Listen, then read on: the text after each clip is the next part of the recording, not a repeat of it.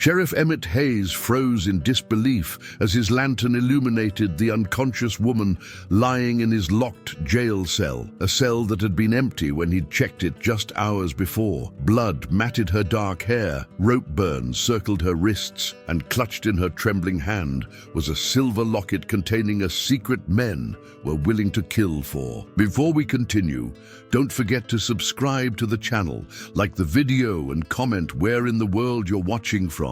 Let's go. Sheriff Emmett Hayes' boots echoed through the empty jailhouse as he made his nightly rounds, oil lantern casting long shadows across the worn floorboard. 20 years as Redemption Creek's only lawman had hollowed him out like the drought-stricken riverbeds that surrounded their forgotten corner of the Arizona Territory. Folks said the loneliness had carved deeper lines in his weathered face than the relentless sun ever could. "Just you and me again tonight, old place," he muttered, more out of habit than anything. The small jailhouse, with its 3 cells and modest office, had been his only constant companion since Martha passed 5 winters ago. The night air hung heavy with the scent of sage and dust, punctuated by the distant howl of coyotes. A storm was brewing on the horizon, dark clouds illuminated by occasional flashes of lightning. Emmett paused by the window, watching nature's display with tired eyes. The town needed the rain, but storms always brought trouble. He was about to turn in for the night,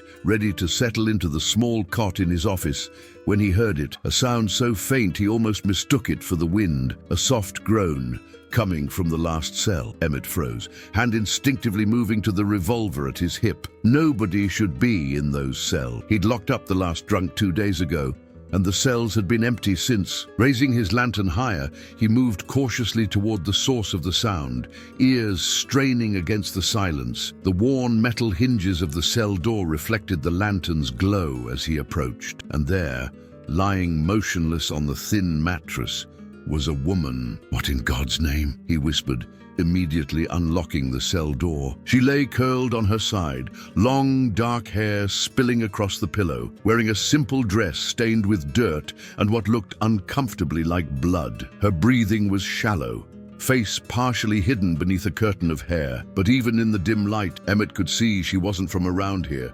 Her skin was too fair to have endured the merciless desert sun for long. "Ma'am?" Emmett approached cautiously, lantern held high. "Ma'am, can you hear me?" The woman stirred slightly but didn't wake. Emmett knelt beside the cot, hesitating before gently brushing the hair from her face. A purplish bruise bloomed across her cheekbone, and a small cut at her temple had dried with blood. Someone had hurt her. That much was clear, but how had she gotten into a locked cell in his locked jailhouse? Setting the lantern on the small table, Emmett checked her for other injuries. No gunshot wounds, thankfully, but her wrists bore rope burns, and her knuckles were raw. She'd fought someone, and hard. "You're safe now," he said quietly, though he wasn't sure if that was true. Whoever had done this might still be looking for her. As if in response to his voice, her eyelids fluttered, and she gasped awake, immediately scrambling back against the wall, terror etched across her face. "It's all right," Emmett said, raising his hands to show he meant no harm. "I'm Sheriff Hayes. You're in the Redemption Creek jailhouse." She stared at him with wide, alert eyes that reminded him of a cornered animal, calculating whether to fight or flee. They were a striking blue, standing out against her dirt-smudged face. How did I get here?" Her voice was hoarse, as if she hadn't used it in days. "I was hoping you might tell me that," Emmett replied. "Found you just now, door was locked." She glanced around the cell, confusion crossing her features. I don't remember." Her hand went to her temple, wincing when her fingers touched the dried blood. "What's your name, ma'am?"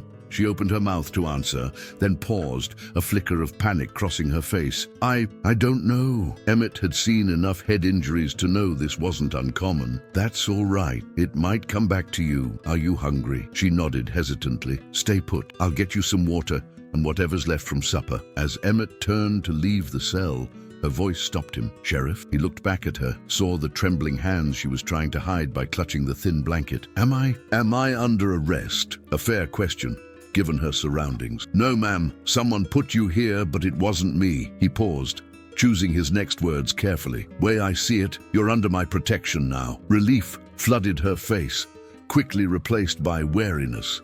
Emmett couldn't blame her.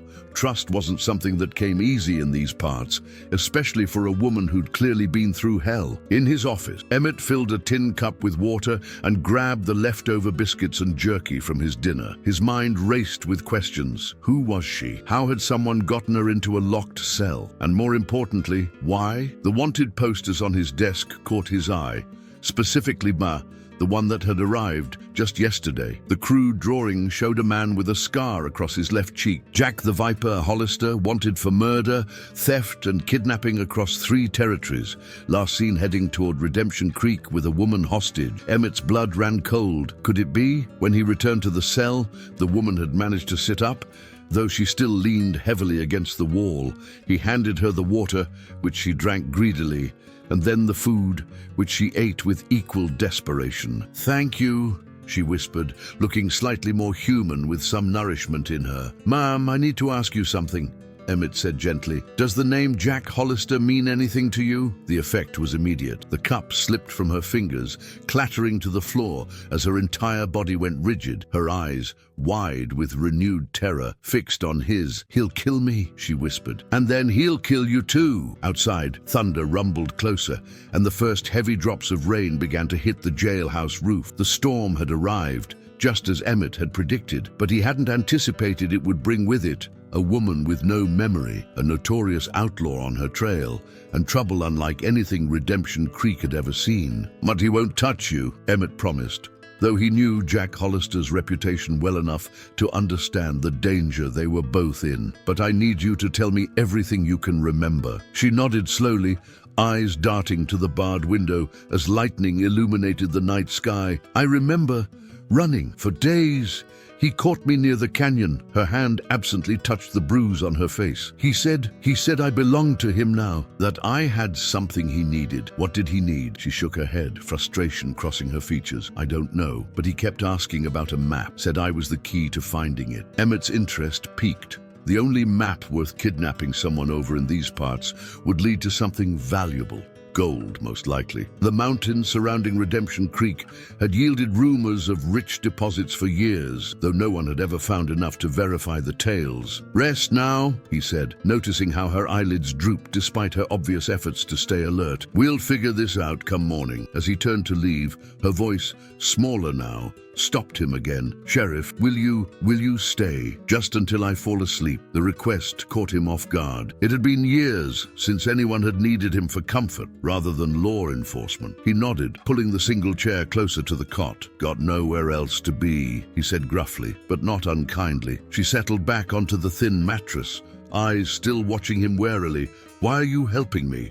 Emmett considered the question, wondering himself why he felt so compelled to protect this stranger. Perhaps it was the badge he wore, or perhaps it was something else, something that had lain dormant since Martha's passing. "It's my job," he answered simply. But as he watched her finally surrender to exhaustion, Emmett Hayes knew it was more than duty driving him now. For the first time in years, his lonely existence had been disrupted, and despite the danger it brought, he couldn't help but feel more alive than he had in a long time. Outside, the storm raged on, rain washing away the day's dust from Redemption Creek, and somewhere in that darkness, Emmett knew Jack Hollister was searching for the woman who now slept under his protection, a woman whose secrets might be as dangerous as the man hunting her. Dawn broke over Redemption Creek with a reluctant glow, the storm clouds of the previous night retreating to the distant mountains. Sheriff Emmett Hayes hadn't slept much, his body stiff from hours in the uncomfortable chair. He'd stayed, as promised, watching over the mysterious woman until her breathing had evened out in sleep. Only then had he retreated to his office, leaving the cell door unlocked but staying within earshot. The woman was still asleep when Emmett quietly checked on her. In the soft morning light, filtering through the barred window, he could better assess her condition. She was younger than he'd initially thought, perhaps in her mid-20s, with delicate features that belied the strength it must have taken to escape from someone like Jack Hollister. Her dark hair, matted with dust and sweat, framed a face that might have been beautiful before fear and exhaustion had hollowed it out. Emmett moved silently back to his office, rubbing his beard-stubbled jaw. The situation was precarious. Hollister was not a man who gave up easily, and if he believed this woman had information about a valuable map, he would tear apart the town to find her. Redemption Creek wasn't equipped for that kind of trouble. The town had exactly one sheriff, no deputies, and a handful of men who could shoot straight enough to help in a pinch. Against Hollister and whatever gang he'd assembled, those odds weren't favorable. He reached for the telegram that had accompanied Hollister's wanted poster, U.S. Marshal Franklin was tracking the outlaw, but was still at least 3 days' ride away. Too long to wait if Hollister was already close. A soft knock at the jailhouse door interrupted his thoughts. Emmett's hand moved to his holster as he approached, relief washing over him when he recognized Doc Sullivan's silhouette through the frosted glass. "Morning, Doc," Emmett said, opening the door to the elderly physician.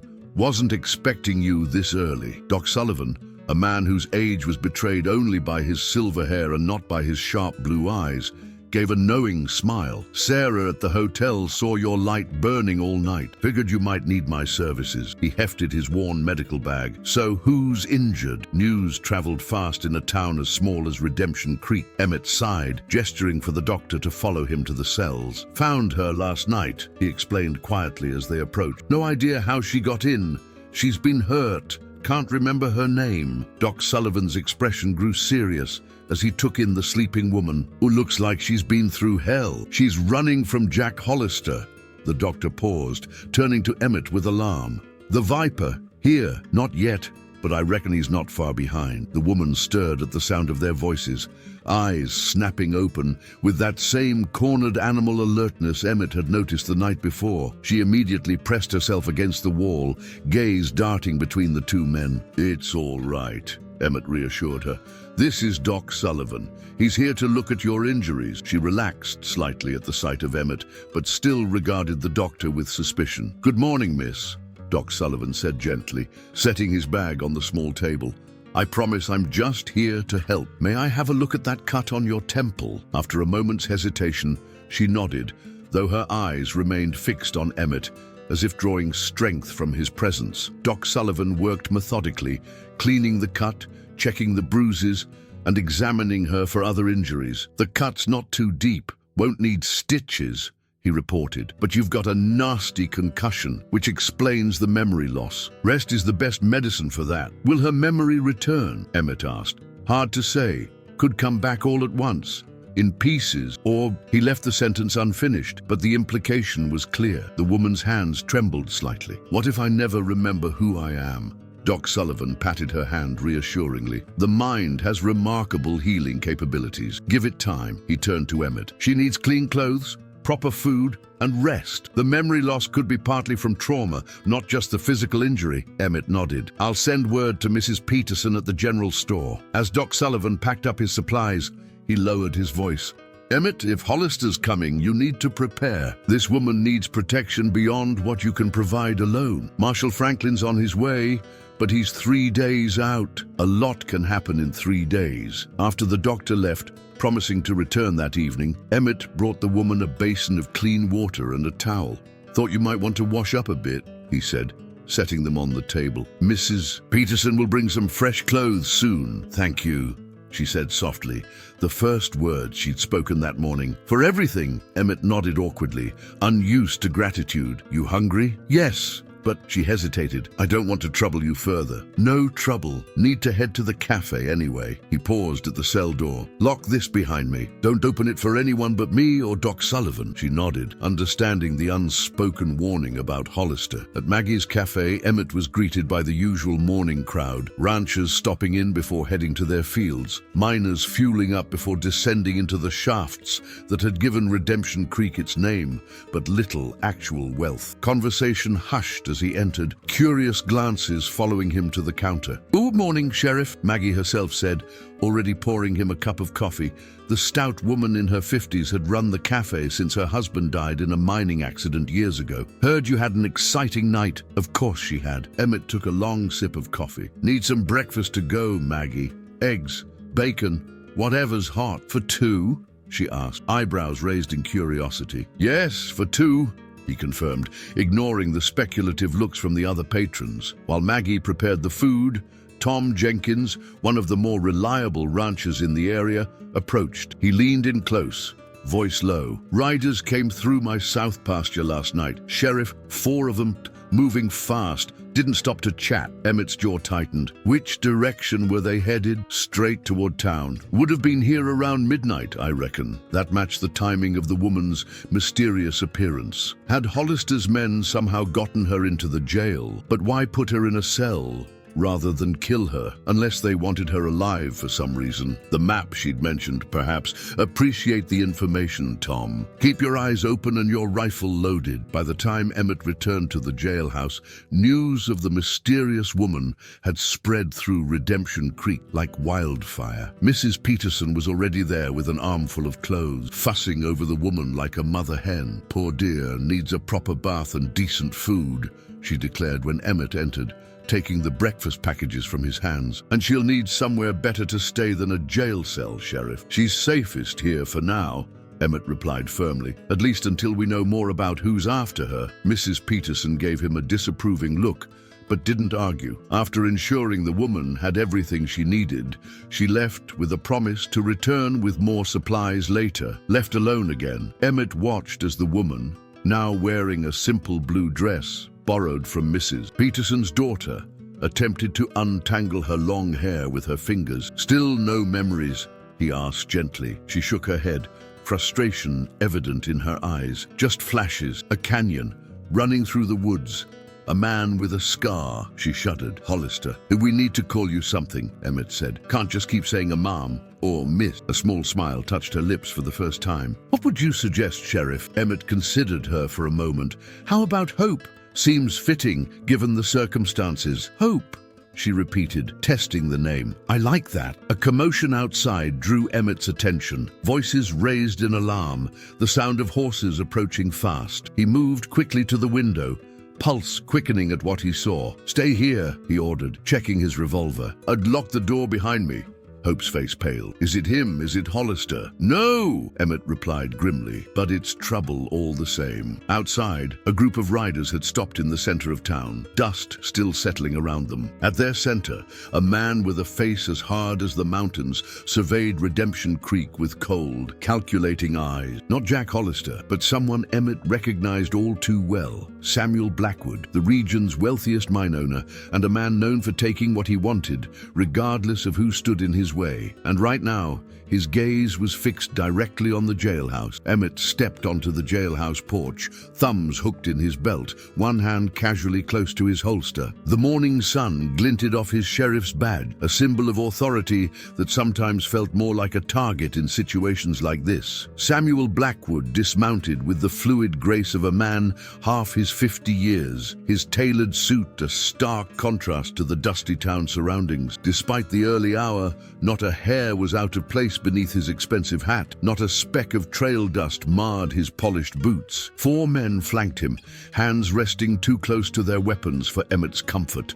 "Sheriff Hayes," Blackwood called, his voice carrying across the suddenly quiet street. "Beautiful morning, isn't it, after such a turbulent night?" Emmett nodded stiffly.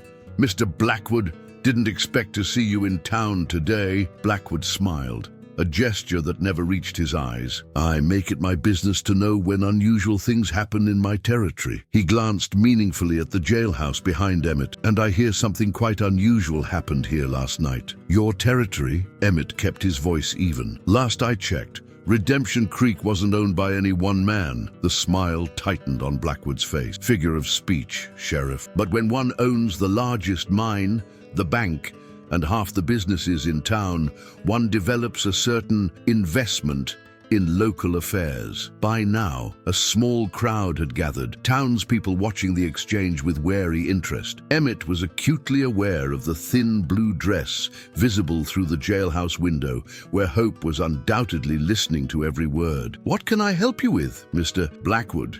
Emmett asked directly. Unwilling to play verbal game, Blackwood stepped closer, lowering his voice. I understand you've taken in a young woman, a stranger. News travels fast. It does when it concerns a woman being pursued by Jack Hollister. Blackwood's eyes narrowed. A woman who might possess information about a certain map. Emmett's blood ran cold. How could Blackwood possibly know about the map? Hope had only mentioned it to him hours ago. I don't know what you're talking about, he replied carefully. Blackwood chuckled. Come now, Sheriff. We're both reasonable men. The woman is in danger as long as Hollister is looking for her. My men and I can escort her to my estate outside town. She'll be well protected there. She's under my protection here. You and what army? Sheriff. Blackwood gestured around. 1 man against Hollister's gang. Those aren't odds I'd bet on. Emmett stood his ground.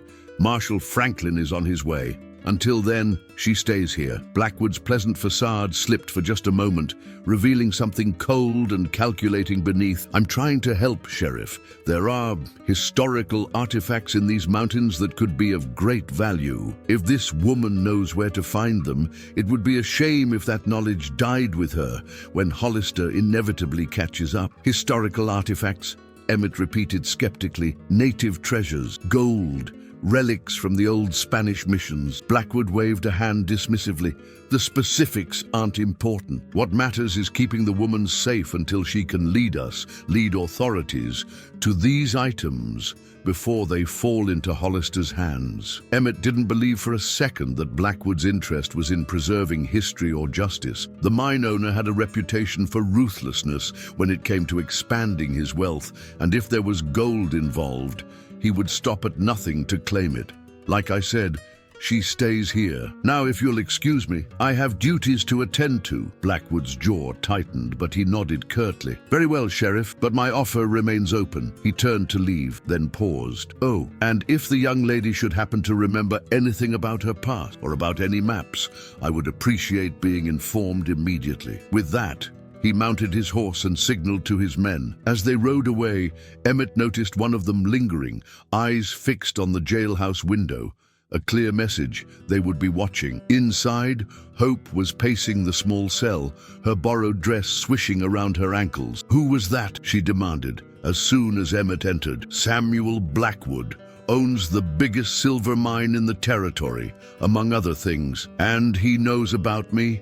About the map? Fear edged her voice. Emmett nodded grimly. Somehow, Hope sank onto the cot, hands trembling slightly. I still don't remember what this map shows or why it's so important, but if men like Hollister and Blackwood want it this badly, it must lead to something valuable. Emmett finished. He pulled up a chair, sitting across from her. Hope, I need you to try to remember anything at all about the map, about how you're connected to it. She closed her eyes, concentration furrowing her brow. There's something, a canyon with red rocks, a river that runs dry in summer, and symbols carved into stone. Her eyes snapped open. My father. I remember my father showing me something. Your father? Emmett leaned forward eagerly. Who is he? Hope's expression fell. I don't know. The memory stops there. She rubbed her temples in frustration. It's like trying to catch smoke with my bare hands. Emmett patted her shoulder awkwardly, unused to offering comfort. Don't force it. Doc Sullivan said the memories might come back gradually. A knock at the door interrupted them. Emmett's hand went to his gun as he approached cautiously, relaxing only when he recognized Maggie from the cafe. "You brought some fresh coffee and biscuits," she announced, bustling in with a tray. Her curious eyes immediately landed on Hope. So this is our mysterious guest. Hope smiled tentatively. Thank you for the food. Maggie set down the tray, studying Hope with motherly concern. You poor thing. What you need is a proper bath and a hot meal, not to be locked up in here like some criminal. She's not locked up, Emmett clarified. She's under protection. Maggie snorted. Protection? In a cell? There are better ways. Emmett Hayes, she turned to Hope. I've got rooms above the cafe, clean, private, and my late husband's shotgun still works just fine if anyone comes snooping. Before Emmett could protest, Hope spoke up. That's very kind, but I think I should stay here. The sheriff has already risked enough for me. Maggie looked between them, a knowing expression crossing her face. I see. Well, the offer stands, and I'll bring dinner later. With a meaningful glance at Emmett, she added, People are talking, Sheriff, about Blackwood's visit. about Hollister being in the area. Folks are scared after she left. Emmett sighed heavily. She's right. I need to calm the town before panic sets in. He hesitated. Ugu, will you be all right here alone for a while? Hope nodded, though uncertainty flickered in her eyes. I'll be fine. Go do your job, Sheriff. Emmett checked his revolver and adjusted his badge. Lock the door behind me. Don't open it for anyone except me, Doc Sullivan, or Maggie. No one else. Understand? I understand. Outside, Redemption Creek hummed with nervous energy. Groups of townspeople clustered together, conversations dying as Emmett passed. He made his way to the saloon, where most of the men gathered when trouble brewed. The Rusty Nail was already half full despite the early hour, the air thick with tobacco smoke and speculation. Silence fell as Emmett entered, all eyes turning to him. Gentlemen, he acknowledged, moving to the center of the room. I know there are rumors flying. More than rumors, Sheriff, called out Hank Williams, the blacksmith whose forge sat at the edge of town. Tom Jenkins says he saw Hollister's gang headed this way. That true? Emmett chose his words carefully. Riders came through last night. We don't know for certain it was Hollister. And the woman? This from Charlie Wade, a miner who worked Blackwood's silver claim. Blackwood says she's valuable, knows about some treasure, so Blackwood was already spreading his version of events. Emmett's jaw tightened. The woman is under my protection while we determine who's after her and why. That's all anyone needs to know for now. All due respect to Sheriff, Hank continued. But if Hollister comes to Redemption Creek, we all have a stake in this. Man's killed entire families before. Murmurs of agreement rippled through the saloon. And I understand your concerns, Emmett said firmly. I've sent for Marshal Franklin and his deputies. They'll be here in 3 days. Until then, I'm asking all able men to keep their weapons close and report any strangers in town immediately. 3 days is a long time with Hollister on the prowl, someone muttered. Emmett surveyed the room. This town has weathered hard times before. We'll get through this the same way, together. He nodded toward Hank. I could use volunteers for night watch, 2-hour shifts until the marshal arrives. Several men raised their hands, including Hank and, surprisingly, Charlie Wade. Emmett couldn't help but wonder if Wade was volunteering on Blackwood's orders to keep an eye on the jailhouse. As he organized the watch rotation, a young boy burst into the saloon, out of breath and wide-eyed. Sheriff Hayes, he gasped. Riders coming from the south. Emmett's hand moved to his holster. How many? Just 2, but one of them, the boy swallowed hard. One of them's got a scar down his face, just like the poster. The saloon erupted in commotion. Emmett pushed through the crowd, heart pounding. If Hollister himself was riding openly into town, it meant one of 2 things.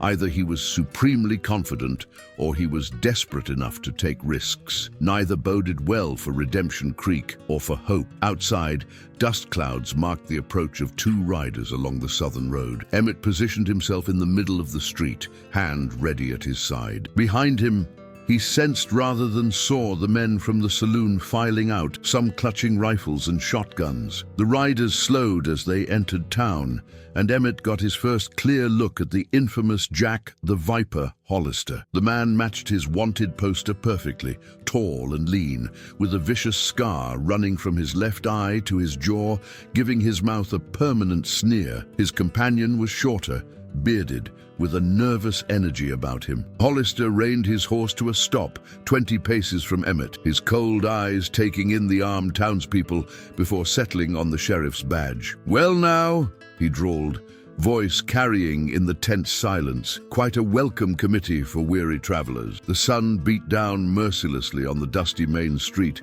as Emmett squared his shoulders, facing the notorious Outlaw. Despite the heat, a chill ran down his spine. He'd seen wanted posters for Jack Hollister for years, had heard the whispered stories of his brutality, but nothing had prepared him for the sheer malevolence that radiated from the man. Jack Hollister, Emmett stated, his voice carrying across the tense silence. "You're wanted in 3 territories." Hollister's scarred mouth twisted into what might have been a smile. "Am I? Seems you've mistaken me for someone else, Sheriff. Name's John Smith. My associate and I are just passing through, looking for a missing friend." His cold eyes flicked to the jailhouse behind Emmett. "Pretty young thing. Perhaps you've seen her?" "Haven't seen any missing persons around here," Emmett replied evenly. "But I'd be happy to take your description, see if anyone turns up." A chuckle escaped Hollister, devoid of humor. "Oh, I think you know exactly who I'm talking about." He leaned forward in his saddle, lowering his voice. "She belongs to me, Sheriff.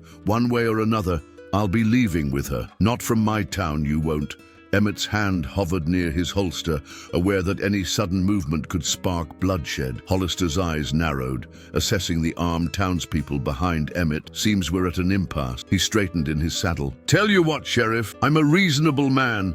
My friend and I will get a room at your fine establishment." He nodded toward the Redemption Creek Hotel across the street. "And we'll give you until sundown to reconsider your position." "And if I don't?" The scar on Hollister's face seemed to pulse as his smile widened. "Then I can't be responsible for what happens after dark." He tipped his hat mockingly. Sundown, Sheriff." Without waiting for a response, Hollister and his companion turned their horses toward the hotel. Emmett watched them go, mind racing. The outlaw was too confident, too unconcerned about riding openly into a town where he was known to be wanted. Something wasn't right. "What now, Sheriff?" Hank asked quietly, coming to stand beside him. "Now we prepare," Emmett replied grimly. "Hollister didn't come alone. The rest of his gang is out there somewhere, waiting for his signal. We should just give him the woman," Charlie Wade said, earning dark looks from several townspeople. "Better one stranger than all of us." Emmett turned to face him, anger flaring. "That stranger is under my protection.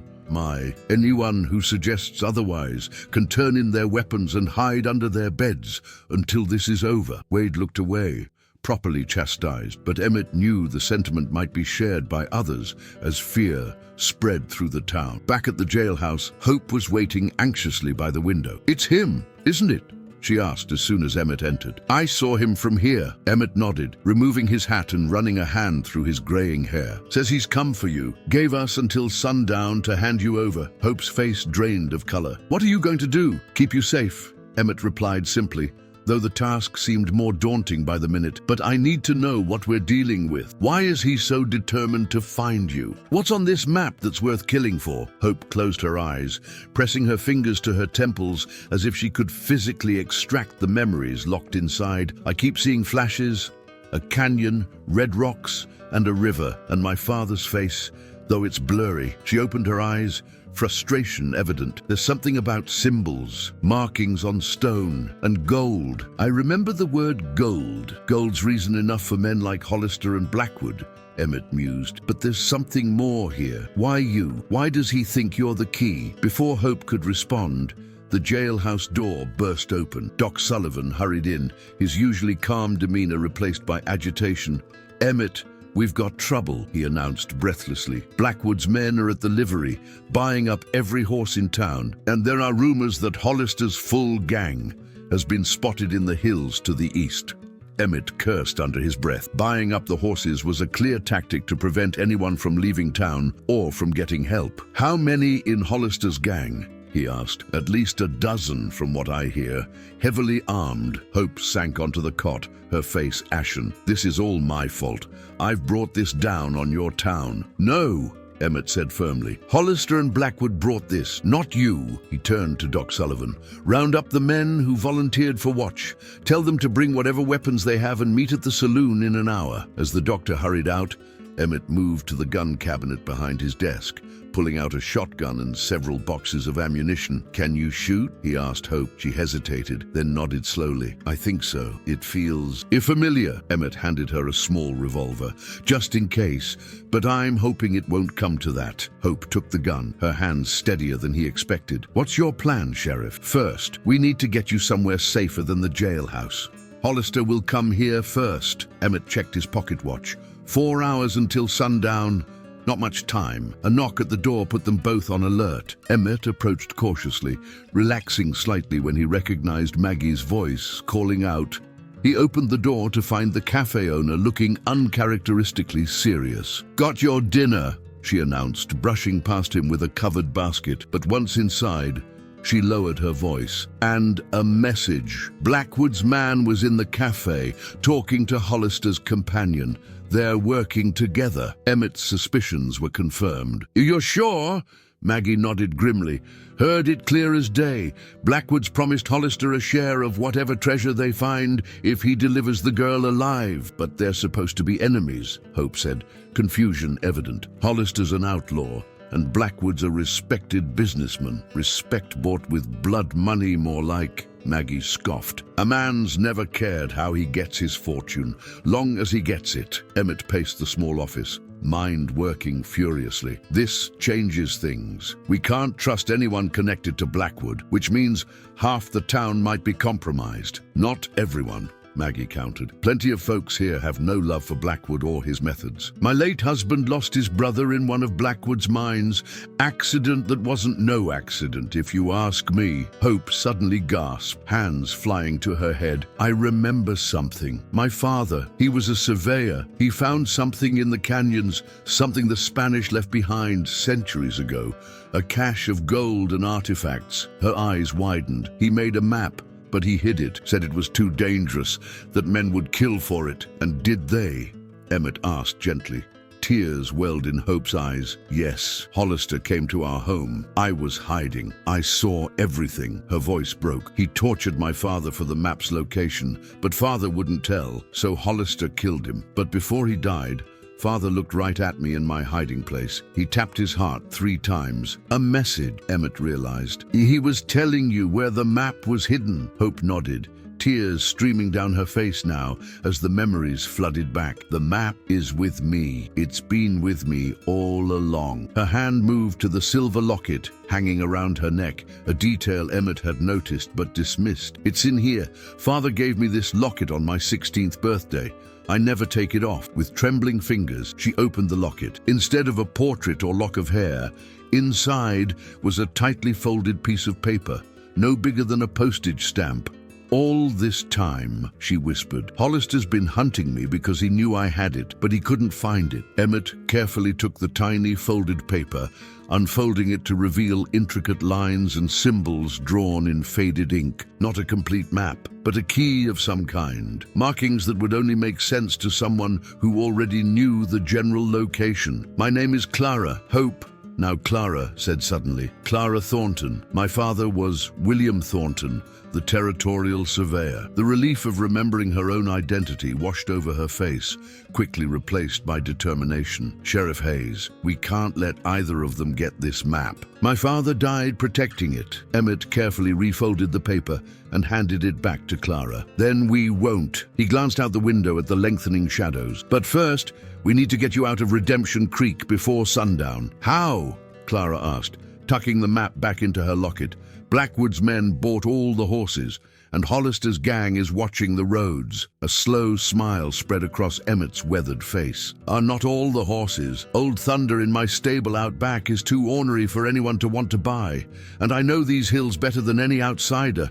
There's a trail that runs along the creek bed, hidden from the main road." Maggie nodded approvingly. "I'll create a distraction at the cafe, something to draw attention away from the jailhouse." "No," Emmett shook his head. "It's too dangerous. Hollister's not the type to be gentle with those who cross him." "I wasn't asking permission, Emmett Hayes," Maggie replied firmly. "Besides, that snake Hollister won't suspect an old widow woman of causing trouble." Before Emmett could argue further, the door to the jailhouse opened again. Hank the blacksmith entered, his massive frame filling the doorway, expression grave. "Sheriff, Hollister's men are filtering into town, pretending to be travelers, but I counted at least 5 of them at the saloon already." He glanced at Clara. "Word is, they're offering $100 to anyone who helps deliver the girl to Hollister." "And Blackwood's men?"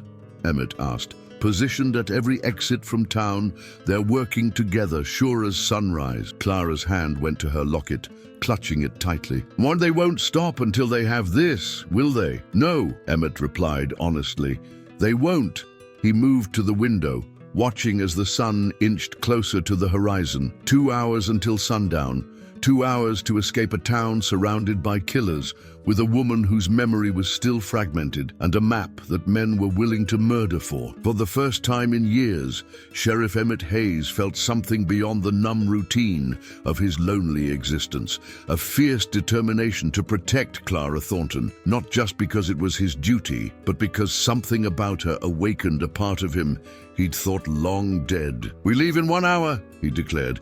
"Pack only what you need, Clara. Where we're going, we'll be traveling light and fast." As Maggie and Hank left to prepare their parts of the plan, Emmett found himself alone with Clara. She stood straighter now, the return of her identity giving her strength despite the danger surrounding them. "Why are you risking so much for me?" she asked quietly. "You barely know me." Emmett considered the question, surprised by the answer that came to mind. "Maybe I'm tired of just surviving in this town. Maybe it's time to remember what it means to actually live for something." Clara's eyes softened. "Thank you, Sheriff Hayes." "Emmett," he corrected. "If we're going to be running for our lives together, you might as well use my given name." A small smile touched her lips. "Emmett, then." Outside, the shadows grew longer as sundown approached, bringing with it a confrontation that would change Redemption Creek forever. The small back room of the jailhouse felt charged with tension as Emmett checked his weapons one final time. He'd strapped on an extra holster, the familiar weight of the second revolver, a grim reminder of younger days when he'd ridden with the Texas Rangers, days he'd hoped to leave behind. Clara stood nearby, now dressed in trousers and a shirt borrowed from Mrs. Peterson's son, her long hair tucked beneath a wide-brimmed hat. The masculine attire transformed her appearance enough that a casual observer might mistake her for a young man in the dimming light. "How does it feel?" Emmett asked, nodding toward the clothes. "Strange," she admitted, adjusting the too large shirt, "but practical. I couldn't run in those skirts if I needed to." "And you might need to," he replied grimly, handing her a cartridge belt. "Keep this revolver close. Use it only if you have no choice." Clara nodded, buckling the belt with surprising familiarity. Another fragment of memory, perhaps. Her life before Hollister had destroyed it. "I remember more now," she said quietly, checking the revolver's chambers as if she'd done it 100 times before. "My father taught me to shoot when I was 15. Said a woman alone in the territories needed to protect herself." A sad smile touched her lips. He was right, though I don't think this is what he had in mind. Emmett moved to the window, peering cautiously through the curtain. The sun hung low on the horizon, casting long shadows across Redemption Creek's main street. In the fading light, he could make out figures moving with too much purpose to be ordinary townspeople, Hollister's men, positioning themselves. "It's almost time," he said, turning back to Clara. "Maggie should be starting her distraction any minute now." As if on cue, shouts erupted from the direction of the cafe. Emmett and Clara exchanged glances, moving quickly to the back door that led to the small stable behind the jailhouse. Thunder, Emmett's massive black gelding, snorted irritably as they entered. True to his ornery nature, the horse flattened his ears when Emmett approached with the saddle. "Easy, boy," Emmett murmured, working quickly despite the horse's displeasure. "Need your cooperation just this once." Clara stroked the horse's nose tentatively. To Emmett's surprise, Thunder's ears perked forward, his hostile demeanor softening under her touch. "And he likes you," Emmett observed, with a hint of betrayal in his voice.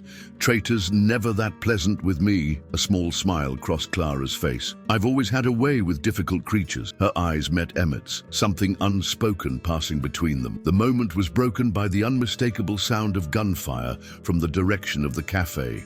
Clara flinched, her hand dropping from Thunder's muzzle. "But that wasn't part of the plan," Emmett muttered, hastening to finish saddling the horse. "Something's gone wrong." More shouts followed, along with the crash of breaking glass. Whatever distraction Maggie had planned had clearly escalated beyond expectation.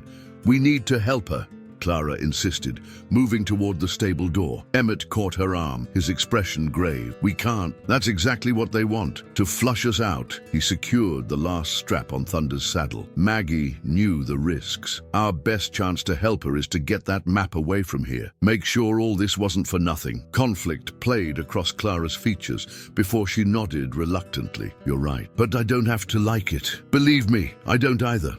Emmett led Thunder to the back of the stable, where a narrow door opened onto a seldom-used trail that led away from town toward the creek. The gelding balked momentarily at the tight squeeze, but eventually allowed himself to be guided through. Outside, the first stars were appearing in the darkening sky. The commotion from town provided cover for their movement as Emmett helped Clara into the saddle before mounting behind her. Thunder snorted in protest at the double burden, but held steady. "Stay low," Emmett instructed, keeping his voice barely above a whisper. "We'll follow the creek bed for 2 miles, then cut through Carson's Pass toward the hills. I've got a hunting cabin up there. We can lay low until—" A figure stepped out from behind a cluster of junipers, not 20 paces ahead, leveling a rifle at them. In the dim light, Emmett recognized Charlie Wade, Blackwood's man from the mine. "Go in somewhere, Sheriff," Wade called, his finger hovering near the trigger. "Mr. Blackwood thought you might try something like this." Emmett's hand moved instinctively toward his holster, but Wade shook his head. "Wouldn't do that if I were you. Got 3 more men in those trees,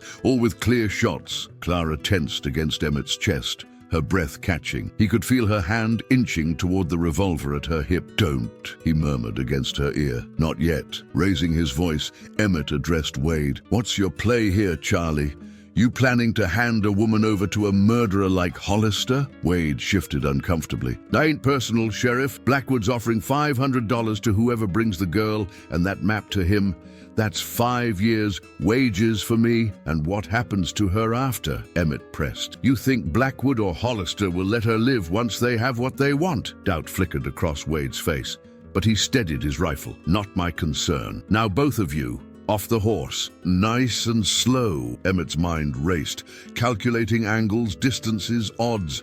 Even if he could draw fast enough to take down Wade, the hidden rifleman would cut them down before they could escape. But before he could act, a whistle pierced the air, 3 short bursts followed by a long one. Wade's head jerked toward the sound, momentary confusion crossing his features. That split second of distraction was all Emmett needed. In one fluid motion, he drew his revolver and fired. Wade crumpled to the ground with a strangled cry, clutching his shoulder. Simultaneously, gunfire erupted from the trees, but not aimed at Emmett and Clara. Instead, the hidden men were firing at new targets, shouting in confusion. "Hang on!" Emmett urged, spurring Thunder into motion. The horse leaped forward, powerful muscles bunching as he charged past the wounded Wade and into the growing darkness. Bullets whizzed past them as they rode, but the shots seemed wild, unfocused. Behind them, more gunfire and shouts suggested a firefight had broken out among the ambushes themselves. Clara clung to the saddle horn, her body pressed tight against Emmett's as Thunder galloped along the rocky creek bed. Only when they'd put a good half-mile between themselves and the chaos did Emmett slow the horse to a trot, listening intently for sounds of pursuit. "What happened back there?" Clara asked breathlessly. "Who whistled?" "Don't know," Emmett admitted, scanning the darkening landscape. "But whoever it was just saved our lives." They continued in silence for another mile, the only sounds Thunder's labored breathing and the gentle gurgle of the creek beside them. The terrain grew rougher as they approached Carson's Pass, a narrow cut through limestone cliffs that few locals knew about. "We'll need to dismount here," Emmett said finally, reining Thunder to a stop at the mouth of the pass. "Path's too treacherous for riding in the dark." As they slid from the saddle, a voice called from the shadows ahead. "Took you long enough, Sheriff." Emmett drew his gun in one swift motion, pushing Clara behind him with his free hand. "Show yourself!" A match flared, illuminating the weathered face of Hank Williams, the blacksmith. The big man stepped forward, a shotgun cradled in his massive arms. "Hank!" Emmett lowered his weapon slightly. "What are you doing here?" "Same as you," Hank replied, striking another match to light a small lantern. "Getting Miss Thornton to safety." He nodded toward the pass. "Figured you'd come this way. Only sensible route if you're heading to your old hunting cabin." Clara stepped out from behind Emmett. "You were the one who whistled, who created the distraction." "Me and a few others," Hank confirmed. "Not everyone in Redemption Creek is on Blackwood's payroll or scared of Hollister." Relief washed over Emmett. though caution kept him wary. "What about Maggie? We heard gunfire from the cafe." Hank's expression darkened. "She's alive, but they're holding her. Hollister's using her as bait, figuring you'll come back for her." Clara's hand went to her locket. "This is all because of this map. Because of me." "No," Hank said firmly. "Nay, it's because of men like Hollister and Blackwood, who think they can take whatever they want, whoever they want." He turned to Emmett. "There's others waiting up ahead. We've set up a relay.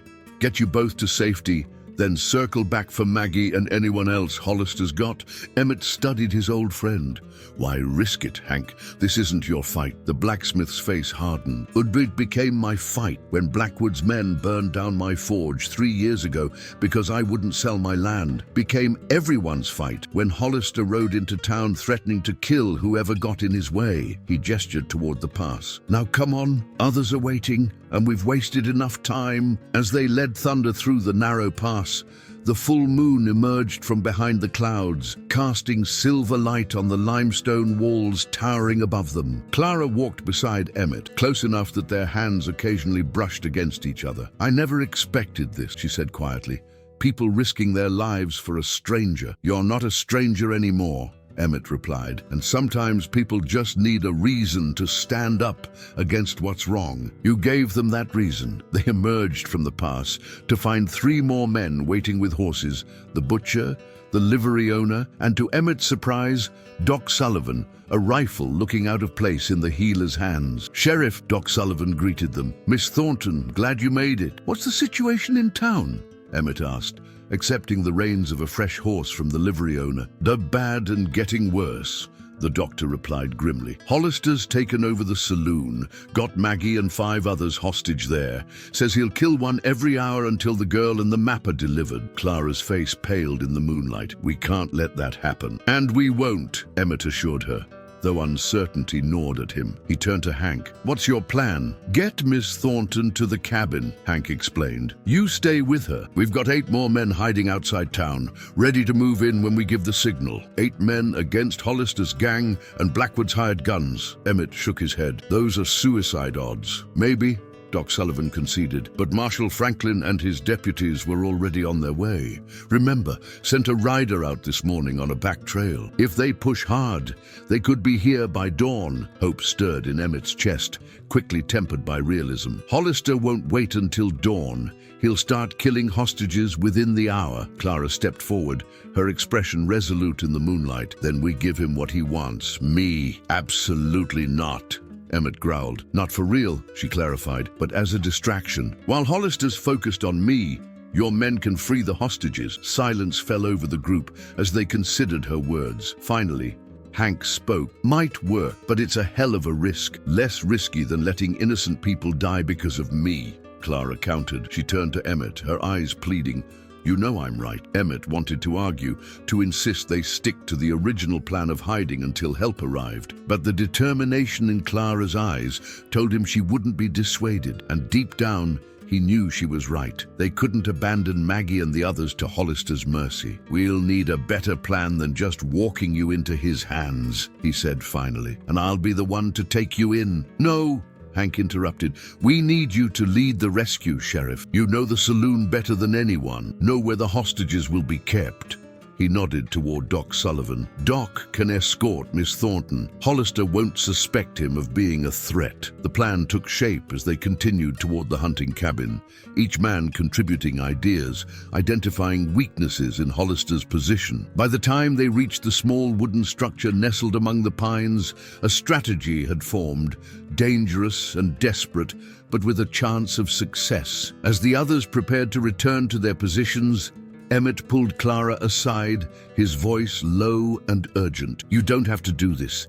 There's still time to get you to safety." In the lantern light, her eyes shone with a mixture of fear and determination. "And I watched Hollister kill my father because I was too frightened to act. I won't hide while others die in my place. Not again." Emmett recognized the resolve in her voice. It was the same determination that had kept him going through his own darkest moments. And in that instant, he knew that whatever happened in the hours ahead, Clara Thornton had awakened something in him that he'd thought long dead: hope. "Then we do this together," he said, his hand finding hers in the shadows. all the way. Redemption Creek looked different in darkness. The familiar buildings that lined the main street, places Emmett had passed 1,000 times during his years as sheriff, now seemed alien and threatening, their shadows lengthened by the pale moonlight. From his position behind the livery stable, he could see the Rusty Nail saloon, glowing with lamplight, silhouettes moving behind the unwashed windows. "How many inside?" he whispered to Hank, who had just returned from a reconnaissance circuit around the town. "Counted 8 of Hollister's men, plus Hollister himself," the blacksmith replied, his voice barely audible. "Blackwood's there too, with 2 of his hired guns. Hostages are tied up in the back room. Maggie, the parson, and 4 others." Emmett nodded grimly. "And our people, in position, 4 at the back door of the saloon, 3 covering the street, and 2 on the roof of the general store with rifles." Hank checked the chamber of his shotgun. "Doc Sullivan is with Miss Thornton at the edge of town. They're ready to move on your signal." Emmett's jaw tightened as he considered the odds. Even with the element of surprise, they were outgunned and outmanned. If anything went wrong, if Clara was harmed, "She'll be all right," Hank said, as if reading his thoughts. "Doc won't let anything happen to her." "It's not Doc I'm worried about," Emmett replied. "It's Hollister. Man's got a reputation for cruelty, especially toward women." Hank's massive hand landed on Emmett's shoulder. "That's why we're not giving him the chance." He peered around the corner of the building. "It's time. You ready?" Emmett checked his revolvers one last time, then nodded. "Let's go." They moved silently through the shadows, keeping to the narrow spaces between buildings as they approached the saloon from the rear. The other volunteers were already in position.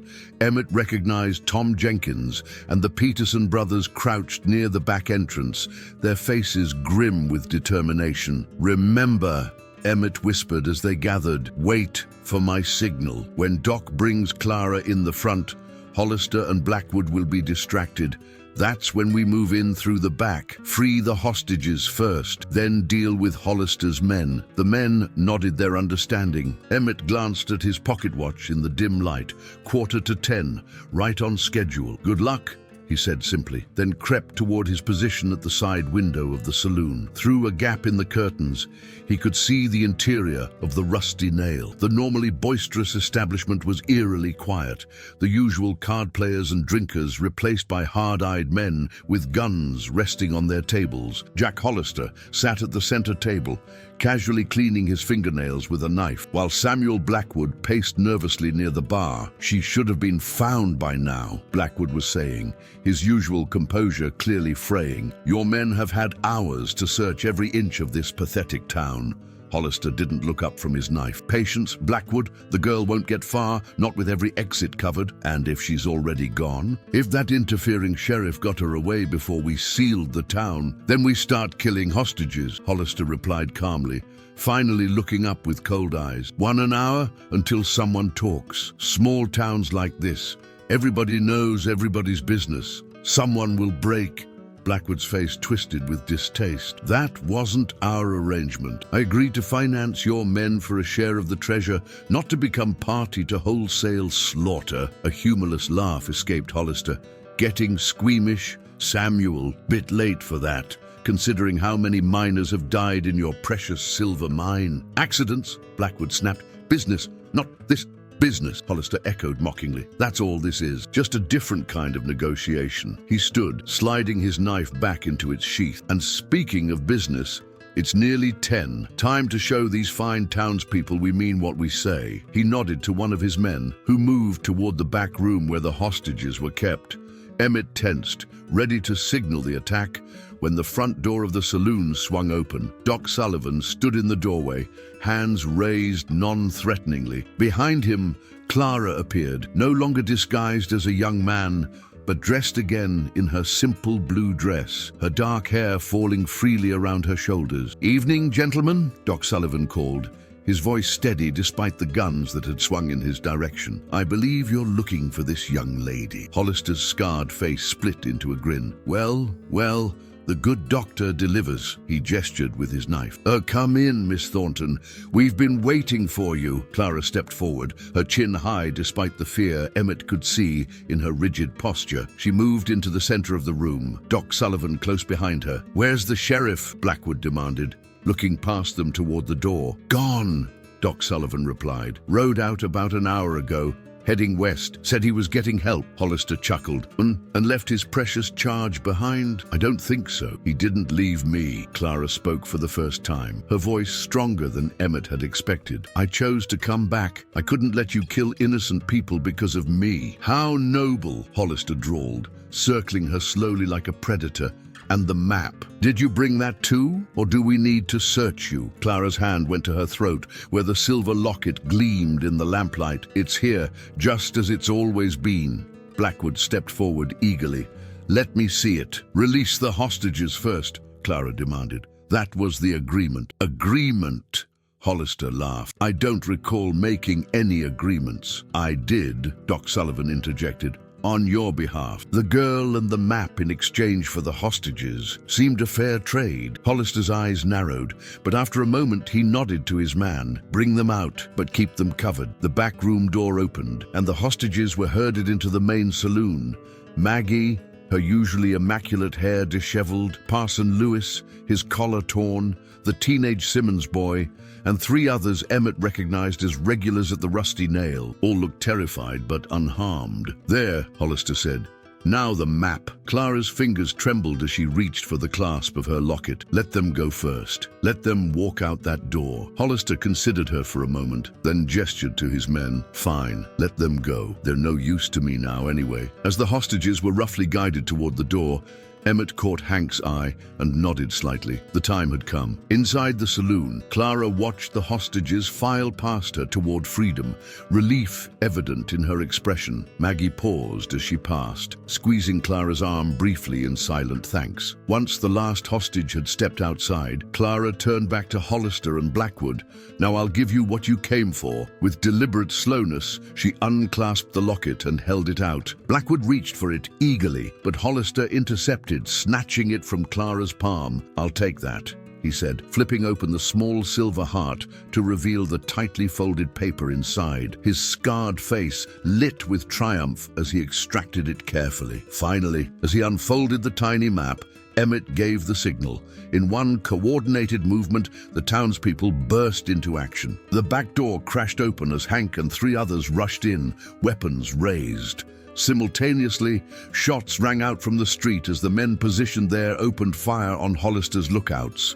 Chaos erupted in the saloon. Hollister's men scrambled for cover, overturning tables and reaching for weapons. Doc Sullivan grabbed Clara, pulling her down behind the bar as bullets began to fly. Emmett crashed through the side window, glass shattering around him as he rolled to his feet, both revolvers drawn. His first shots found their marks.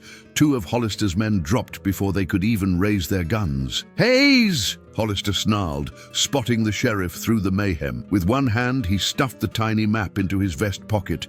With the other, he drew his pistol. Emmett ducked behind an overturned table as Hollister fired, the bullets splintering wood inches from his head. Around them, the saloon had become a battlefield, gunshots, breaking glass, shouts of pain and anger filling the air. Through the smoke and confusion, Emmett caught glimpses of the fighting. Hank wielding his shotgun like a club after emptying both barrels. Tom Jenkins exchanging fire with one of Blackwood's men. Doc Sullivan shielding Clara as they crawled toward the exit. But Blackwood himself was nowhere to be seen. The mine owner had disappeared in the initial confusion. Emmett's attention snapped back to Hollister as another bullet whizzed past his ear. The outlaw was advancing steadily, using his own men as shields as he worked his way closer to Emmett's position. "It's over, Hayes," Hollister called. "The girl's given me what I wanted. No sense in you dying for nothing." "It's not over till you're swinging from a rope," Emmett replied, rising briefly to fire 2 shots that forced Hollister back behind a column. Across the room, he saw Clara break away from Doc Sullivan, darting toward the bar, where several bottles remained unbroken. She grabbed one, her intentions clear even before she stuffed a rag into its mouth and struck a match. "Clara, no!" Emmett shouted, but his voice was lost in the din of battle. The makeshift firebomb arced through the air, striking the wall near where Hollister had taken cover. Glass shattered, and flames erupted instantly, racing along the alcohol-soaked floorboards and up the dry wooden walls. Hollister cursed, forced to abandon his position as fire spread rapidly through the old building. In the confusion, Emmett lost sight of him among the smoke and fleeing figures. "Everyone out!" Hank bellowed, grabbing a wounded townsman and dragging him toward the door. "Place is going up!" The fighting dissolved into a desperate scramble for escape as the fire took hold, fueled by spilled whiskey and decades of dust. Emmett searched frantically through the thickening smoke. "Clara!" he called, coughing as he pushed deeper into the burning saloon. "Clara, where are you?" A hand grabbed his arm. Doc Sullivan, his face streaked with soot. "She went after Hollister. Saw him heading for the stairs." Emmett looked up to see the balcony that ran along the second floor of the saloon, where private rooms were rented by the hour. Through the smoke, he caught a glimpse of movement, Clara's blue dress disappearing into one of the rooms, in pursuit of the man who had murdered her father. Without hesitation, Emmett plunged toward the stairs, even as flames began to lick at the wooden treads. Behind him, Doc Sullivan called his name, but there was no turning back now.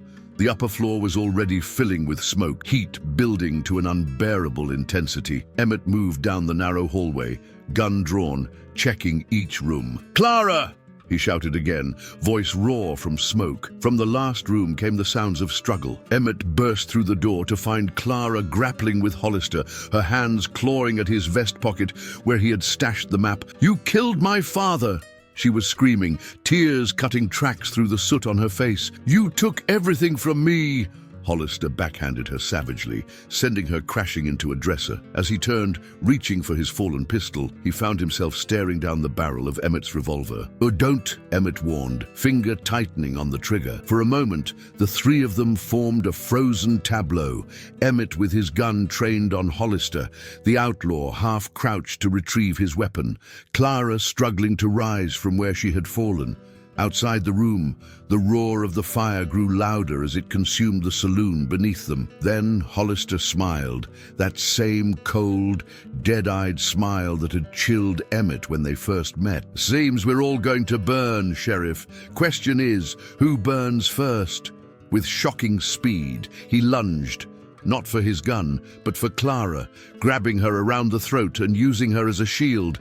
"Drop the gun, or I snap her neck," Hollister growled, tightening his grip until Clara gasped for air. The floor beneath them groaned ominously as flames began to peek through cracks in the floorboards. They were running out of time. Emmett lowered his revolver slowly, mind racing for a solution. As his arm descended, his gaze locked with Clara's.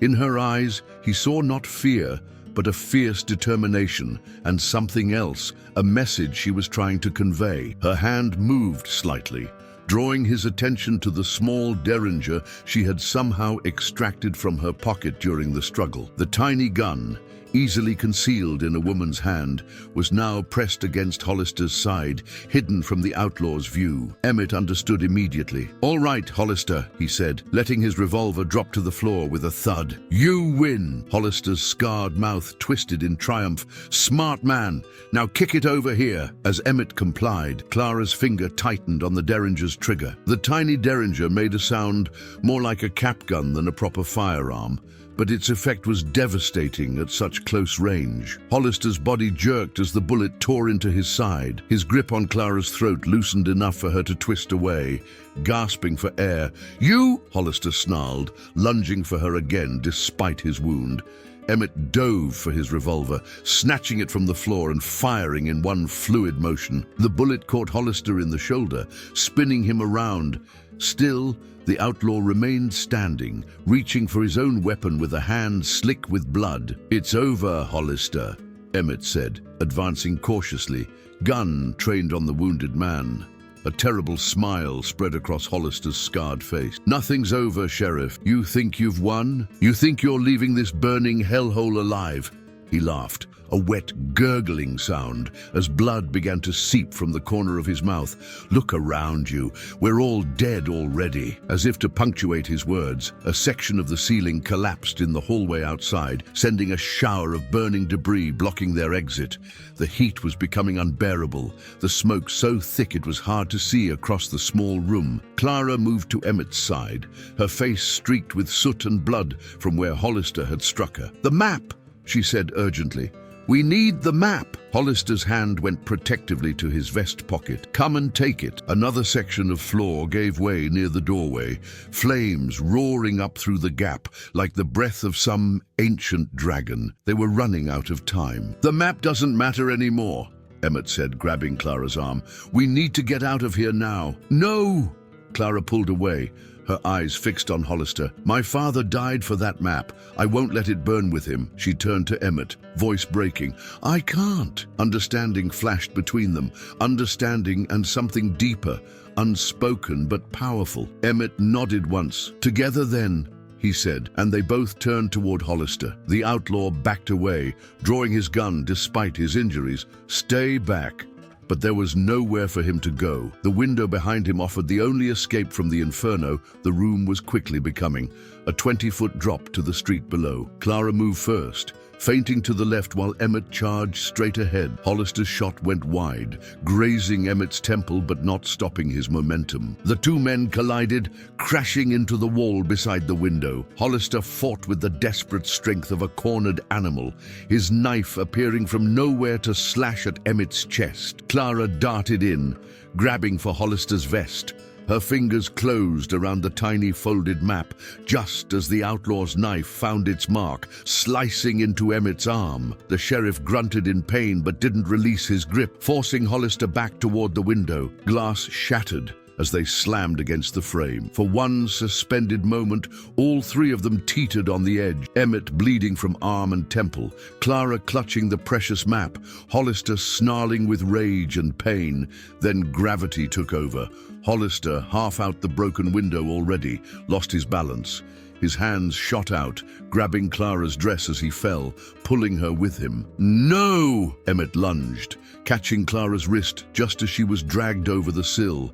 For a heartbeat, they formed a human chain, Emmett anchored inside the burning room, Clara suspended half outside the window, and Hollister dangling from her dress, 20 feet above the street. The fabric of Clara's dress began to tear under Hollister's weight. The outlaw looked up, meeting Clara's eyes for the final time, his scarred face a mask of hatred and fear. "Burn in hell," he growled. "You first," Clara replied, and with her free hand she reached down and pried his fingers from her dress. One by one, Hollister fell, his scream cut short by the impact of his body on the hard-packed earth below. Emmett pulled Clara back through the window, both of them collapsing on the floor of the burning room. The map was still clutched in her hand, slightly bloodstained but intact. "We need to get out of here," Emmett coughed, the smoke now so thick they could barely see each other. The doorway was completely blocked by flames, the hallway beyond an impassable furnace. The window offered their only chance,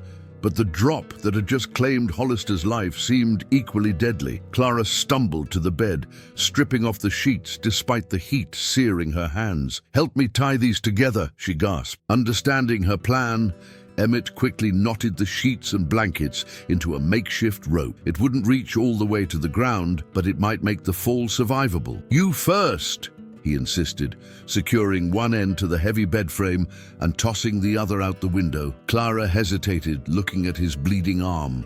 "You're hurt. I'll be right behind you," Emmett promised, the room now shimmering with heat around them. She nodded, tucking the precious map into her bodice before climbing onto the windowsill. With one last look at Emmett, she grasped the sheet rope and began to lower herself. Emmett watched anxiously as she descended, the makeshift rope swaying dangerously. When she reached its end, still a good 8 feet from the ground, she hesitated only briefly before letting go, landing hard but rolling to absorb the impact. Relief surged through him as she stood, looking up to wave that she was safe. Now his turn, but as Emmett grabbed the sheet rope, the ceiling above him gave way.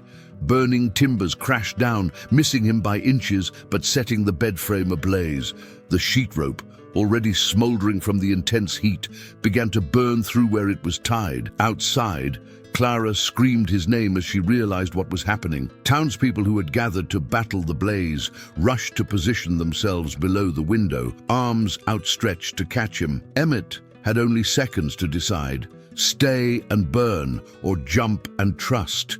The choice was simple. He leaped just as the rope disintegrated, plummeting through smoke and sparks toward the street below. The impact knocked the wind from his lungs, but many hands caught him, breaking his fall and lowering him gently to the ground. Clara was at his side instantly, her soot-streaked face bright with tears as she helped him away from the burning building. Behind them, the Rusty Nail Saloon was fully engulfed, flames reaching into the night sky like vengeful spirits. "The map?" Emmett asked weakly, his head spinning from smoke and blood loss. Clara patted her bodice.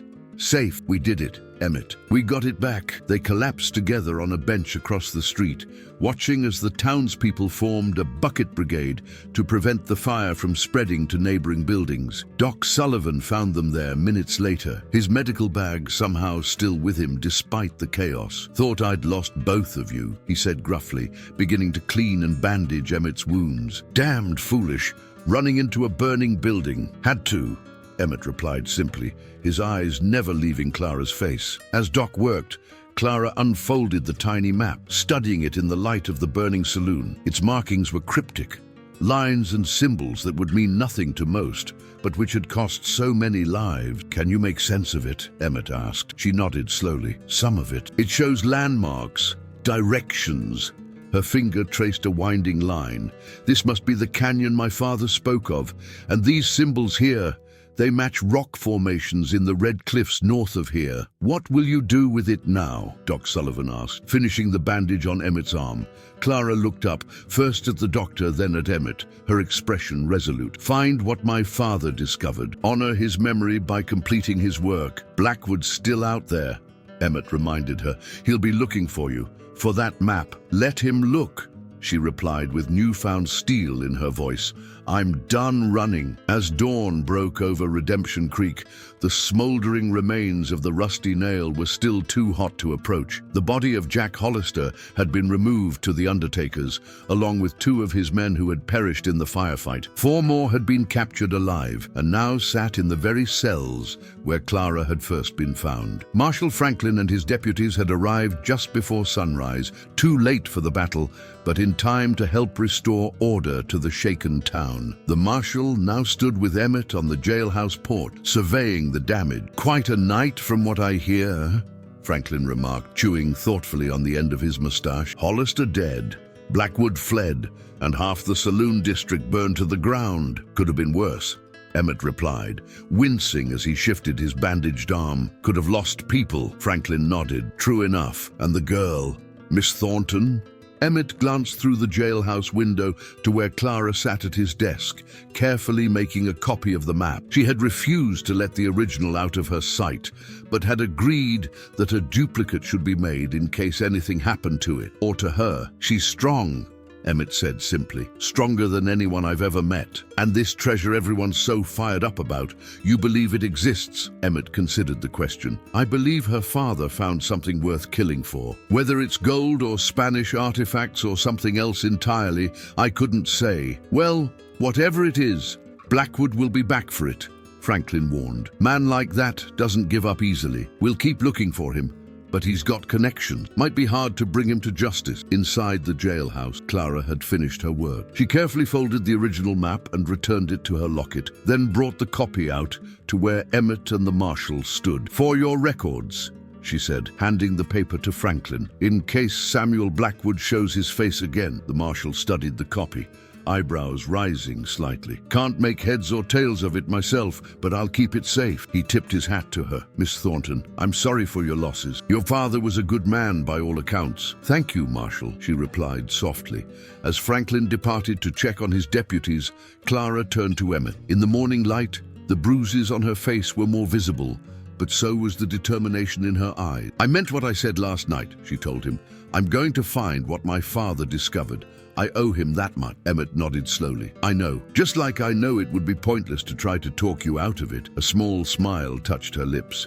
You're learning. But, he continued, you don't have to do it alone. Her smile faltered. Emmett, I can't ask you to leave everything behind. Your job, your town. What town? He interrupted, gesturing toward the charred remains of the saloon. Half of it's burned down. Besides, Hank would make a fine sheriff. Been telling him that for years. Clara searched his face, looking for any sign of doubt or obligation. Are you sure? This isn't your fight. Emmett reached out, gently touching the bruise on her cheek. Became my fight the moment I found you in that cell. His voice softened. And even if it wasn't, I'd make it mine anyway. Something shifted in her expression then, a vulnerability breaking through the strength she had shown throughout their ordeal. Why? Because for the first time in years, I feel alive, he admitted, because when I thought I might lose you in that fire, I realized some things are worth risking everything for. Clara's eyes glistened with unshed tears. Slowly, she reached up to cover his hand with her own.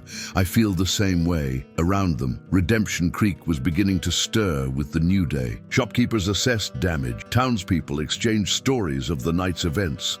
And life continued, changed but unbroken. But for Emmett and Clara, standing in the morning light, something new had begun, something neither had expected to find in the aftermath of so much loss and danger. So, Clara said finally, a smile spreading across her face despite everything. When do we leave? Emmett returned her smile, feeling lighter than he had in years. And as soon as you're ready. I've been ready my whole life, she replied. I just didn't know what I was waiting for. As they turned to go back inside the jailhouse to prepare for the journey ahead, neither noticed the figure watching from the shadows of an alley across the street, a figure whose expensive suit was now covered in dust, whose carefully groomed appearance had given way to desperate rage. Samuel Blackwood had not fled as far as everyone believed, and he was not finished with Clara Thornton or Sheriff Emmett Hayes. Not by a long shot. 3 days after the burning of the Rusty Nail Saloon, Emmett Hayes pinned his sheriff's badge to Hank Williams' broad chest. The impromptu ceremony, held on the steps of the jailhouse, drew a small crowd of townspeople, some curious, others genuinely supportive of the transition. Don't expect me to wear this thing all the time? Hank grumbled, though pride shone in his eyes. Gets in the way when I'm working the forge. Badge isn't what makes a sheriff, Emmett replied, loud enough for the gathered crowd to hear. It's doing what's right, even when it's hard, especially when it's hard. He clasped the blacksmith's massive shoulder. You'll do fine. Afterward, Maggie hosted a modest farewell gathering at her cafe. The town's mood was mixed. Relief that Hollister was dead, worry that Blackwood remained at large, and uncertainty about their longtime sheriff's departure. Yet there was also a current of excitement, a sense that their small community had stood against evil and emerged stronger. You sure about this? Doc Sullivan asked Emmett quietly as they stood watching Clara accept a small package of baked goods from Mrs. Peterson. Chasing treasures across the wilderness with Blackwood still out there. Man's got resources, connections. I'm sure, Emmett replied without hesitation. More sure than I've been about anything in a long time. The doctor studied him thoughtfully. Known you 15 years, Emmett. Not since Martha was alive have I seen you look like this. He smiled faintly, like you finally remembered what it means to live instead of just survive. Emmett didn't deny it. The past few days with Clara had awakened something in him he'd thought long dead. Purpose, yes, but also hope. The possibility of a future beyond the confines of his lonely existence in Redemption Creek. Be careful out there, Doc Sullivan added, more seriously, and take care of her. She's been through more than most could bear. She's stronger than she looks, Emmett replied, watching as Clara laughed at something Maggie said. Stronger than me, truth be told. When the time came to leave, the entire town seemed to gather at the edge of Main Street. 2 horses waited, loaded with supplies for the journey ahead, provisions, weapons, tools, and a few personal belongings Emmett had kept from his ranging days. Clara,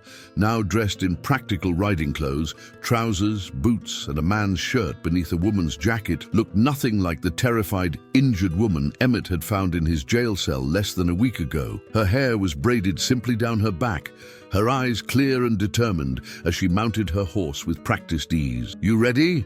Emmett asked, swinging into his own saddle. She nodded, one hand unconsciously touching the silver locket that hung around her neck. Let's find what my father died for. With final waves to the townspeople who had become allies and friends, they rode north out of Redemption Creek, toward the Red Canyon lands, where Clara believed her father's discovery waited. Behind them, Samuel Blackwood watched from the window of an abandoned shack on the outskirts of town. His normally impeccable appearance was now disheveled, his expensive suit stained and torn, his face darkened by stubble and rage. Beside him stood Charlie Wade and two other men, all that remained of his once considerable influence in the region. "Follow them," Blackwood ordered, his voice hoarse from smoke and shouting. "Keep your distance. I want to know exactly where they're headed." "And then?" Wade asked, checking the ammunition in his revolver. Blackwood's eyes narrowed as he watched the distant figures of Emmett and Clara disappear over a rise. "And then we take what's rightfully mine." His hand closed around a crumpled piece of paper, a crude copy of the map he'd glimpsed briefly during the chaos at the saloon. "Whatever it takes." The first 3 days of their journey passed without incident. They followed game trails and old Indian paths that wound through increasingly rugged terrain, camping each night beneath the vast canopy of stars. Clara proved to be a capable rider and an even more capable companion, taking her share of the work without complaint. On the 4th day, they reached the edge of what locals called the Redlands, a maze of sandstone canyons and plateaus that stretched for miles in every direction. The formations glowed crimson in the setting sun, beautiful but forbidding. "We'll make camp here," Emmett decided, as they reached a small plateau overlooking the canyon system. "Start fresh in the morning when we can see better." As Clara tended to the horses, Emmett built a small fire, keeping it low to minimize their visibility. The nights were growing colder as autumn deepened, and the warmth was welcome as they sat side by side, sharing a simple meal of jerky and beans. "How much farther, do you think?" Emmett asked, watching as Clara studied the tiny map by firelight. "Hard to say," she replied, tracing the delicate lines with her fingertip. "The map shows landmarks, not distances, but based on what I remember my father saying, I believe we're close. Maybe another day or two of riding." Emmett nodded, adding another small branch to the fire. "You never did tell me exactly what your father found." Clara was quiet for a moment, her eyes reflecting the dancing flames. "He never told me either. Not explicitly. He was always careful, afraid of the wrong people learning about it." She folded the map carefully. "But from the fragments I remember, it was a Spanish missionary outpost, abandoned centuries ago. The Padres apparently discovered something in the canyons. Gold, perhaps, or silver. They built a small settlement, worked the mines in secret. What happened to them? Disease, maybe, or conflicts with the native tribe." She shrugged. "All I know is that they vanished, leaving behind whatever they'd found. My father stumbled upon ruins while surveying for a new railway line. He found artifacts, journals, and indications of where their main cache was hidden." Emmett considered this. "Seems strange that something like that could remain undiscovered for so long." "Not really," Clara replied. "These canyons are vast and treacherous, easy to get lost forever if you don't know exactly where you're going. That's why the map is so crucial. It contains specific markers, signs that would be meaningless to anyone who didn't understand what they were looking for. Like your father, and now you." She nodded, a shadow crossing her face. "And Hollister and Blackwood." The fire crackled between them, sending sparks spiraling upward to join the stars. In the distance, a coyote called, its lonely howl echoing through the canyons. "Oh, do you ever wonder," Clara asked softly, "if it's worth it? All this death and pain over gold that's been buried for centuries?" Emmett considered her question carefully. "I think it stopped being about the gold a long time ago," he said finally. "For Hollister, it was about power. For Blackwood, it's about pride, the need to possess what others can't have." He looked at her directly. "For you, it's about your father, about finishing what he started. And for you?" she asked, her voice barely above a whisper.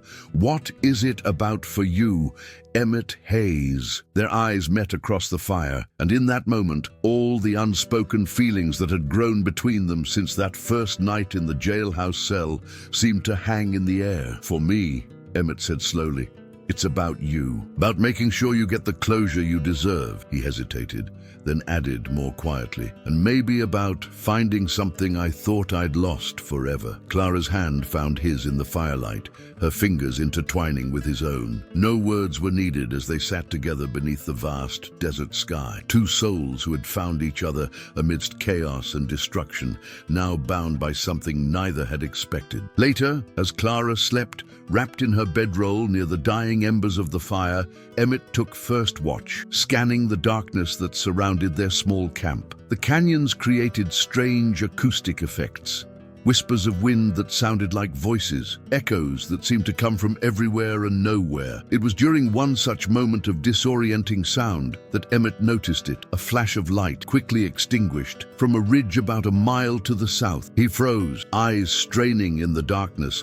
There it was again, a brief glint like moonlight reflecting off metal. Someone was following them. Emmett moved silently to where Clara slept, gently shaking her awake. She came to consciousness instantly, years of living in danger having taught her not to wake slowly or loudly. "What is it?" she whispered, reading the tension in his posture. "Riders to the south," he replied, keeping his voice low. "All been following our trail, I'd guess, keeping their distance, but they're there." Clara sat up, instinctively reaching for the locket around her neck. "Blackwood, most likely. Man's not the type to give up easily. What do we do?" Emmett considered their options, mentally mapping the terrain they'd crossed that day. "There's a narrow pass about 2 miles ahead, cuts through to the inner canyons. If we can reach it before dawn, we might be able to lose them in the maze beyond." Without further discussion, they broke camp, packing their few belongings and dousing the fire's remnants with dirt. The moon provided just enough light to travel by as they led their horses carefully down from the plateau, keeping to the shadows as much as possible. The night landscape was transformed, familiar features rendered alien by darkness and shifting shadows. Emmett navigated by stars and memory, occasionally consulting Clara's map by the light of a carefully shielded match. They reached the pass just as the eastern sky began to lighten with the first hint of dawn. It was exactly as Emmett remembered from his ranging days, a narrow cleft between towering walls of red sandstone,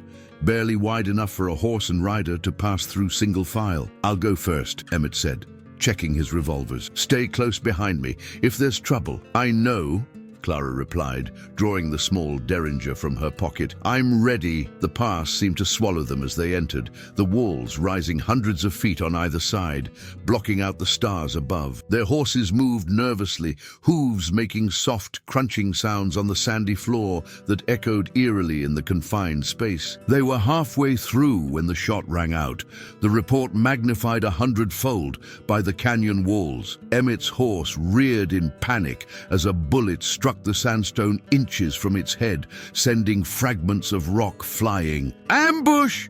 Emmett shouted, fighting to control his mount while drawing his revolver in one fluid motion. "Clara, get back!" But retreat was impossible. More shots came from behind them, bullets ricocheting off the canyon walls. They were trapped in the pass, caught in a crossfire. Clara pressed her horse forward instead of back, coming alongside Emmett as both their mounts danced nervously in the narrow space. "We have to push through," she called over the echoing gunfire. "It's our only chance."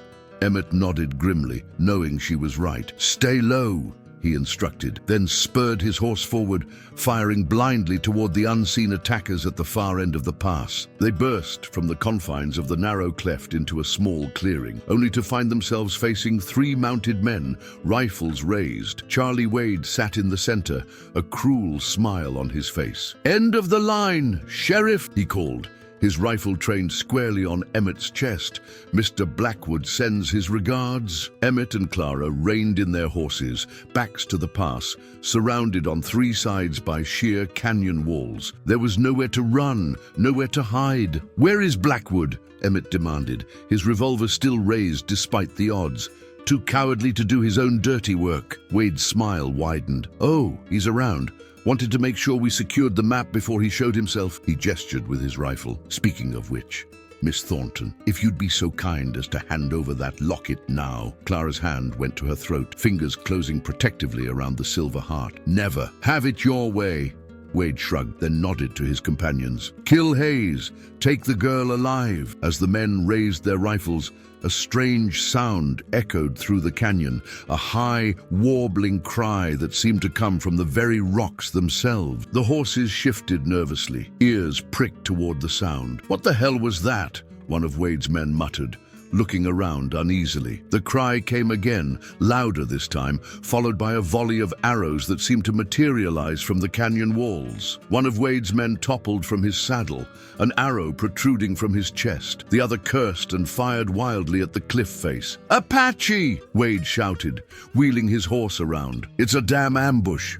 More arrows rained down, accompanied by war cries that echoed and multiplied in the canyon until it seemed like 100 warriors might be descending upon them. Wade's remaining companion fell, an arrow through his throat. Wade himself managed to stay mounted, firing his rifle at shadowy figures that appeared and disappeared among the rocks above. He turned his panicked horse toward Emmett and Clara, his face contorted with rage. "This isn't over!" he screamed, spurring his mount past them into the pass. "Blackwood will find you. His words were cut short by an arrow that took him in the back, the impact throwing him forward over his horse's neck. He slid from the saddle, dead before he hit the ground. Silence fell over the canyon, broken only by the nervous snorting of their horses. Emmett and Clara sat frozen, weapons ready, waiting for whatever would come next. A figure appeared on a ledge above them. A man in buckskins, his weathered face painted with red and white stripes, a bow held casually in one hand. He studied them for a long moment, then raised his free hand in greeting. "William Thornton's daughter," he called down, his voice carrying clearly in the still morning air. "We've been expecting you." Clara stared up at the painted warrior, shock evident on her face. You knew my father," the man nodded, a smile creasing his weathered features. "Walking Hawk knew William Thornton well. He was a friend to my people." He gestured toward a nearly invisible path that zigzagged up the canyon wall. "Come, it is not safe here. Blackwood's men will return with reinforcements." Emmett and Clara exchanged glances, silent questions passing between them. Trust this stranger? They had little choice. With Wade's men dead and the pass compromised, they needed allies. "We'll follow," Emmett called up, holstering his revolver. Walking Hawk nodded, then disappeared from view as suddenly as he had appeared. Other figures emerged from hiding places among the rocks. 6 Apache warriors who moved with the silent efficiency of men born to this harsh landscape. They gathered the weapons from the fallen men, then vanished again, leaving no trace of their presence except the bodies themselves. The hidden trail proved treacherous, barely wide enough for their horses in some places. They dismounted to lead the animals, climbing steadily upward as the sun rose higher in the sky. Clara moved with surprising agility, her face set with determination despite the difficulty of the ascent. "You holding up all right?" Emmett asked during a brief rest, offering her his canteen. She accepted it gratefully, taking a small sip before handing it back. "I'm fine, just trying to make sense of all this. How did these people know we were coming? How did they know my father?" "I suspect we'll find out soon enough," Emmett replied, glancing up at the rim of the canyon, still some distance above them. They resumed their climb, the trail growing steeper. Just when Emmett thought their horses might not be able to manage any further, the path leveled out, emerging onto a high plateau that offered a breathtaking view of the canyon system stretching away in all directions.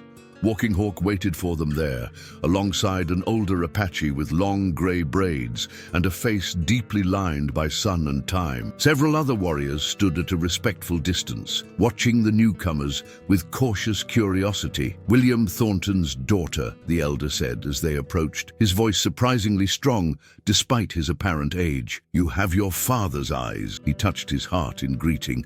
"I am Stone Singer, elder of the Shadow Canyon Band." Clara returned the gesture tentatively. "My name is Clara. This is Emmett Hayes." Stone Singer studied Emmett with penetrating dark eyes, a lawman who has left his law behind. "Interesting." He gestured toward a cluster of structures partially hidden among the rocks at the far end of the plateau. "Come, you must be hungry and tired after your journey. We have much to discuss." The Apache encampment was unlike any Emmett had seen before. Instead of the temporary camps often described by scouts and soldiers, this was a permanent settlement, cleverly concealed from below. Small dwellings of stone and wood nestled against the canyon wall, while gardens of corn, beans, and squash terraced down the gentler slopes. I had no idea anyone lived up here, Clara murmured as they followed Stone Singer through the settlement. Curious faces watched their passing. Women grinding corn, children pausing in their play, old men sitting in patches of shade. Few do, Stone Singer replied. That is how we have survived when so many of our people have been driven to reservations or killed. We keep to ourselves, hidden from those who would destroy us. He led them to a circular structure larger than the others,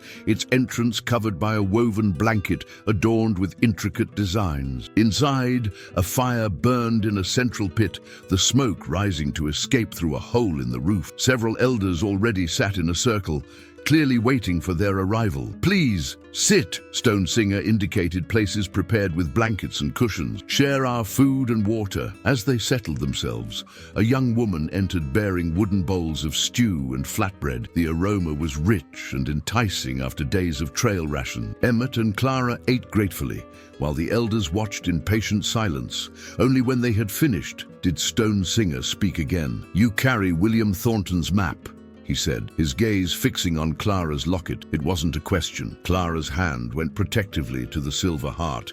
Yes, my father gave it to me before he was killed. Stone Singer nodded solemnly. We know of his death. Walking Hawk brought us word. The one called Hollister, his mouth twisted, as if the name itself left a bitter taste. He hunted your father for what he had discovered, and now he hunts you, another elder added, his voice gravelly with aid. As does the one called Blackwood. Hollister is dead, Emmett informed them, killed during a fight in Redemption Creek, but Blackwood is still out there, still searching. Murmurs passed among the elders at this news. Stone Singer's expression remained impassive, but something like satisfaction flickered in his eyes. Good. Hollister had much blood on his hands, Apache blood. He looked at Clara. Your father came to these canyons 3 summers ago, surveying for the Iron Horse Road. He found something hidden for many generations. He came to us, seeking understanding of what he had discovered. The Spanish mission, Clara said. In the abandoned settlement. Stone Singer inclined his head. Yes, an old place from before my grandfather's grandfather. The Black Robes came seeking souls to save, but found gold instead. They built their mission, worked their mine in secret, but the desert is harsh, and the spirits of this place do not welcome those who take without giving back. What happened to them? Emmett asked. Sickness came, fever that burned them from within. Some fled, carrying their precious metal. Others died where they stood. The old man's voice dropped lower. Their ghosts still walk the ruined walls when the moon is full. Clara leaned forward, her fatigue forgotten. My father found their settlement. He documented everything in his journals. He did more than that. Walking Hawk spoke up from where he stood near the entrance. He found their most sacred treasure, that which they valued above even gold. What treasure? Clara asked, her voice barely above a whisper. Stone Singer and the other elders exchanged glances. After a moment of silent communication, the old man nodded. The sign of their god, a cross of pure gold, adorned with jewels from southern lands. But not just any cross, one that contains something hidden within, something the Black Robes believed held great power. A relic, Emmett said, understanding dawning. Something they brought from Spain. Yes, Stone Singer's gaze returned to Clara. Your father found it, hidden in a secret chamber beneath the mission. He showed it to us, asked what we knew of it. We told him of the legends, passed down through generations, that the cross contained a fragment of their holy man's bones, a source of miracles and healing. Clara's brow furrowed. But if he found it, why make a map? Why not simply take it? Because he was a man of honor, Walking Hawk said simply. He understood that such things have power beyond their material value. He resealed the chamber, made his map, and told us he would return with scholars who would preserve the mission and its treasures properly. But Hollister learned of it somehow, Emmett guessed. Followed your father, threatened him for the location. Stone Singer nodded grimly. Your father hid the map with you, refused to reveal its location even under torture. Hollister killed him, then came hunting for you. Clara's eyes glistened with unshed tears. All this time, I thought he died for gold.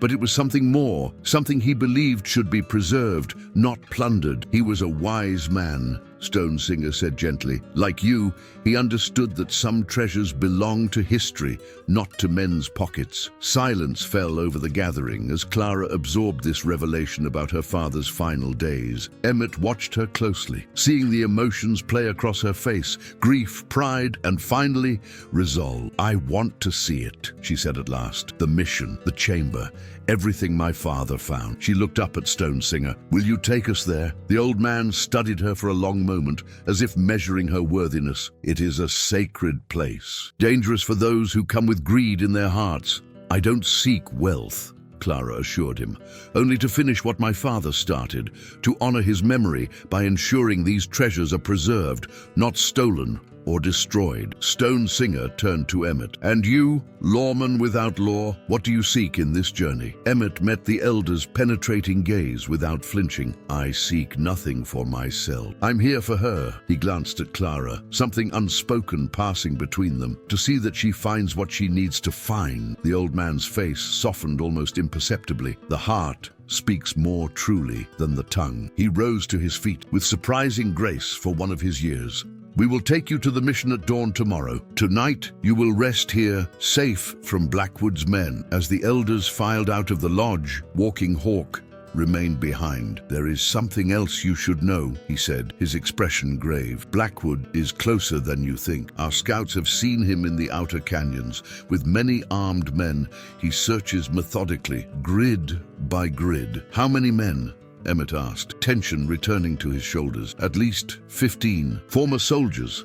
By their movements, well armed." Clara's face paled. "How long before they find this place?" Walking Hawk shook his head. "They will not find us. The trails are hidden, the signs disguised, but the mission," he hesitated. "Its location is not so easily concealed. The old Spanish left marks on the canyon walls, symbols a knowledgeable eye might follow." "Like the symbols on my map," Clara said, understanding dawning. "Yes, if Blackwood has even a partial copy, and men who know what to look for, he could find it before we do," Emmett finished grimly. Walking Hawk nodded. "Which is why we must move quickly. Dawn tomorrow may already be too late." After the warrior had left, Emmett and Clara were shown to a small dwelling prepared for them, a single room with 2 sleeping pallets, a water jug, and a small fire pit. Simple but comfortable after days on the trail. Clara sat cross-legged on one of the pallets, carefully unfolding the tiny map from her locket. In the light filtering through the doorway, the delicate lines seemed to shift and dance, revealing new details. "All this time," she murmured, almost to herself. "All this death and pain, not for gold, but for a religious relic. Men have killed for less," Emmett observed, settling on the pallet opposite her. "And faith has driven more bloodshed than greed throughout history. But Blackwood doesn't want it for faith. Neither did Hollister." She looked up at him, eyes troubled. "They want it for what it's worth, what they can sell it for." "Probably," Emmett agreed. "Men like that see value only in what fills their pockets, not what fills their souls." Clara carefully refolded the map, returning it to her locket. "My father wasn't like that. He saw beauty in old things, in history. He taught me to respect the past, to learn from it." Her voice caught slightly. "I miss him so much, Emmett." Without thinking, Emmett moved to sit beside her, taking her hand in his. "He'd be proud of you, Clara, proud of how far you've come to honor his memory." She leaned against him, her head finding the hollow of his shoulder as if it belonged there. "Thank you for coming with me, for believing in me when you had no reason to." "I had every reason," Emmett said softly, his arm encircling her shoulders. "From the moment I found you in that cell, I knew you were someone worth believing in." Clara tilted her face up to his, their eyes meeting in the fading light. No words were needed as she closed the distance between them, her lips finding his in a kiss that spoke of everything they'd been through together: danger and rescue, fear and courage, loss and newfound hope. When they finally drew apart, Clara's eyes shimmered with emotion. "Whatever happens tomorrow," she whispered, "I'm glad I found you, Emmett Hayes." "You didn't find me," he corrected gently, brushing a strand of hair from her face. "I found you in my jail cell of all places." she smiled, resting her forehead against his. Maybe we found each other. Outside, the sun sank toward the horizon, casting long shadows across the hidden plateau. Somewhere in the canyons below, Samuel Blackwood and his men continued their methodical search, drawing closer to the secret that had claimed so many lives already. But for this moment, in the quiet of the Apache dwelling, Emmett and Clara found peace in each other's arms, a fragile respite before the final chapter of their journey would unfold with the coming dawn. They departed before the first light of dawn touched the canyon rims, a small group moving silently down hidden trails that wound through the labyrinth of stone. Walking Hawk led the way, followed by Clara and Emmett, with 4 Apache warriors bringing up the rear. They traveled on foot, horses being too conspicuous and the paths too treacherous in many places. Stone Singer had blessed their journey with a ceremony as the stars still glittered overhead, burning sage and offering prayers in his native tongue. The spirits will watch over you, he had told Clara, pressing a small leather pouch into her hand. Carry this. It will protect you from harm. Now, as they descended deeper into the canyon system, Clara clutched the medicine pouch alongside her locket, drawing strength from both connections to her past. The morning mist still clung to the canyon floor when Walking Hawk halted the group, raising his hand for silence. He pointed to marks carved into the sandstone wall beside them, a series of crosses and lines that might have been mistaken for natural weathering by the untrained eye. The black robes, signs, he whispered. We are close now. Clara pulled out her map, comparing the markings to those drawn by her father's hand. They matched perfectly. This way, she said, indicating a narrow side canyon that branched off to the east. Walking Hawk nodded his agreement. The mission lies in the shadow of the great stone arch. Perhaps 1 hour more. They moved with increased caution now, aware that Blackwood's men might have already found the same trail. The warriors spread out, 2 scouting ahead while 2 guarded their rear. Emmett kept his hand near his revolver, eyes constantly scanning the cliffs above for any sign of movement. The side canyon narrowed as they progressed, its walls rising higher on either side until only a thin strip of sky remained visible overhead. The air grew cooler, heavy with the scent of damp stone and ancient dust. Vegetation became sparse, then disappeared entirely, leaving only bare rock and sand beneath their feet. There, Walking Hawk said suddenly, pointing ahead to where the canyon made a sharp turn. As they rounded the bend, Clara gasped. Before them stood the remains of the Spanish mission, its adobe walls weathered but still standing after centuries of abandonment. A bell tower rose from one corner, its bell long gone, while the facade featured an ornate cross carved into the stone above the entrance. The entire structure was built into the cliff face, utilizing a natural cave as part of its foundation. La Misión de Santa Isabel de las Sombras, Clara read from the faded inscription above the doorway. The mission of Saint Isabel of the Shadows. They approached slowly, each feeling the weight of history pressing upon them. The great stone arch Walking Hawk had mentioned loomed above the mission, a natural formation that cast the entire site in perpetual shadow except for a few hours at midday. It is said, Walking Hawk told them as they neared the entrance, that only when the sun passes directly through the arch, illuminating the altar inside, can the chamber below be opened. My people have watched this place for generations, keeping its secrets. The mission's wooden doors had long since rotted away, leaving a gaping entrance that led into a simple sanctuary. Dust and sand had drifted in over the years, partially burying the first few rows of crude wooden pews. At the far end, a stone altar stood beneath a faded fresco depicting the crucifixion. Clara moved through the space reverently, her fingers trailing over surfaces last touched by hands centuries dead. It's remarkable, she whispered, and so well preserved in this sheltered canyon. Emmett was less interested in the architecture than in securing their position. We should post lookouts, he told Walking Hawk. Blackwood could be anywhere. The Apache nodded, dispatching 2 of his warriors to guard the canyon entrance. The remaining 2 began a thorough search of the mission grounds, checking for any signs of recent visitors. Clara had reached the altar, studying the stone surface intently. Father's notes mentioned a mechanism, she murmured, brushing away years of accumulated dust, triggered by sunlight at a specific time. "The sun will reach position soon," Walking Hawk said, glancing up at the narrow strip of sky visible through the doorway. "Perhaps 1 hour." Emmett joined Clara at the altar, his tracker's eyes noticing what others might miss. "Look here," he said, pointing to a small hole drilled into the side of the altar. And there, another hole, on the opposite side, perfectly aligned with the first. Clara's eyes widened with understanding. "A beam of light," she said excitedly.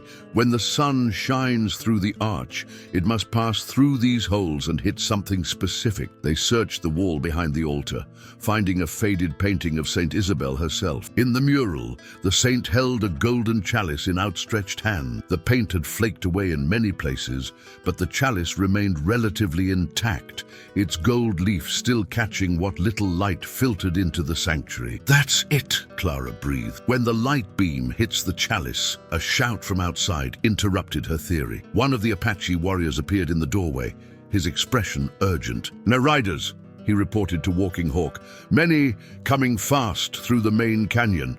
"Blackwood," Emmett growled, checking his revolvers. "How many?" "At least 10, maybe more." Walking Hawk turned to Clara. "We must hurry. The sun approaches position, but Blackwood will be here before then. We need to stall them," Emmett said, mind racing through options. "Give Clara time to open the chamber." The Apache warrior nodded grimly. "We will slow them, but against so many guns." "I'm coming with you," Emmett declared, giving Clara's hand a quick squeeze. "Find the chamber. Complete your father's work. We'll hold them off as long as we can." Before she could protest, Emmett followed Walking Hawk and the warrior outside. They quickly established defensive positions among the rocks surrounding the mission entrance, using the natural terrain to their advantage. They didn't have to wait long. Within minutes, the first of Blackwood's men appeared at the mouth of the side canyon, rifles ready as they advanced cautiously toward the mission. Behind them rode Samuel Blackwood himself, his once immaculate appearance now as weathered as the landscape around him. "Hold your fire until they're closer," Emmett whispered to the warriors positioned nearby. "Make every shot count." Inside the mission, Clara worked feverishly, clearing debris from around the altar and studying the mechanism her father had documented. The beam of sunlight was already visible, a thin golden shaft cutting through the dusty air, inching closer to the crucial alignment. The first shots rang out from the canyon, echoing off the stone walls like thunder. Clara flinched, but didn't stop her work. The chamber had to be opened. Her father's discovery had to be preserved. Too many had died already for this moment. Outside, Emmett ducked behind a boulder as bullets chipped away at the stone around him. He returned fire methodically, dropping one of Blackwood's hired guns with a well-placed shot. Beside him, Walking Hawk's bow sang, its arrows finding targets with uncanny accuracy despite the range, but they were outnumbered, outgunned. Blackwood's men advanced steadily, using the terrain for cover, just as Emmett's group was doing. It would be only minutes before they reached the mission itself. Inside, Clara watched breathlessly as the beam of light inched across the altar, approaching the painted chalice on the wall. "Come on," she whispered, "just a little more." The moment the light touched the golden chalice, a soft click echoed through the sanctuary. The stone altar shifted slightly, revealing a narrow staircase descending into darkness. Clara lit the small lantern she carried and began to descend, her heart pounding with anticipation and fear. The stairs led down into a chamber carved from the living rock, its walls adorned with faded paintings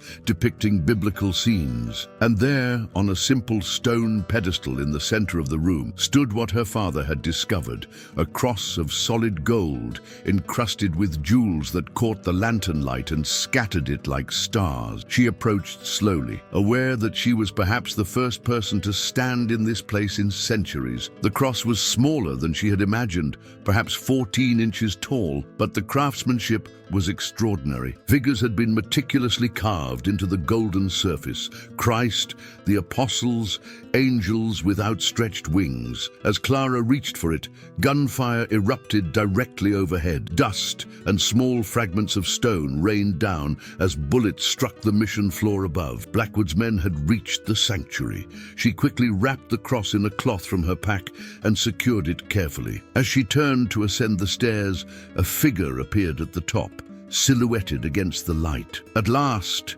Samuel Blackwood said, his voice echoing in the confined space. "I was beginning to think your father's map was a fraud." He descended a few steps, a revolver held steady in his hand. "The cross, if you please, Miss Thornton." "Where's Emmett?" Clara demanded, backing away. "What have you done to him?" Blackwood smiled thinly. "The former sheriff is currently occupied with my men. I doubt he'll be joining us." He gestured with the gun. "The cross. Now," Clara clutched the wrapped relic to her chest. "This doesn't belong to you, or to me.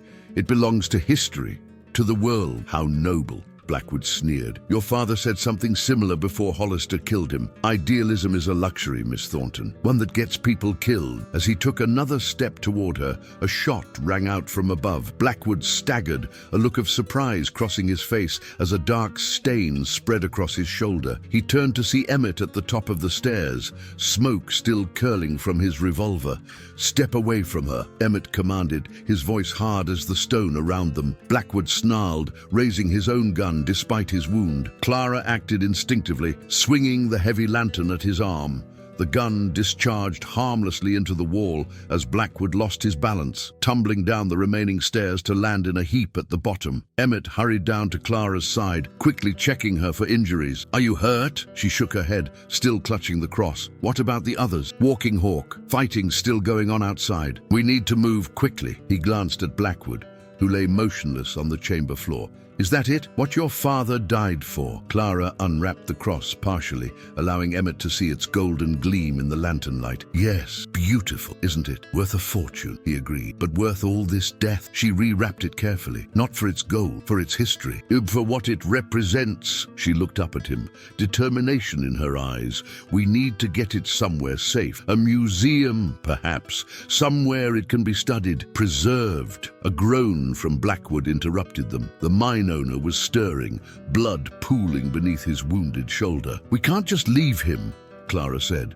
her innate compassion asserting itself despite everything Blackwood had done. Emmett sighed, knowing she was right. "I'll bind his wound, but we're taking him back to face justice for his crimes." As they emerged from the underground chamber, they found the mission sanctuary eerily quiet. The shooting outside had stopped. Walking Hawk appeared in the doorway, his expression grim but triumphant. "Blackwood's men have fled or fallen," he reported, "but 2 of my warriors are wounded." "Blackwood's alive," Emmett told him, supporting the semi-conscious mine owner. "Wounded, but alive. He'll stand trial for what he's done." Walking Hawk nodded, then turned to Clara. "You found what your father sought." She showed him the wrapped cross.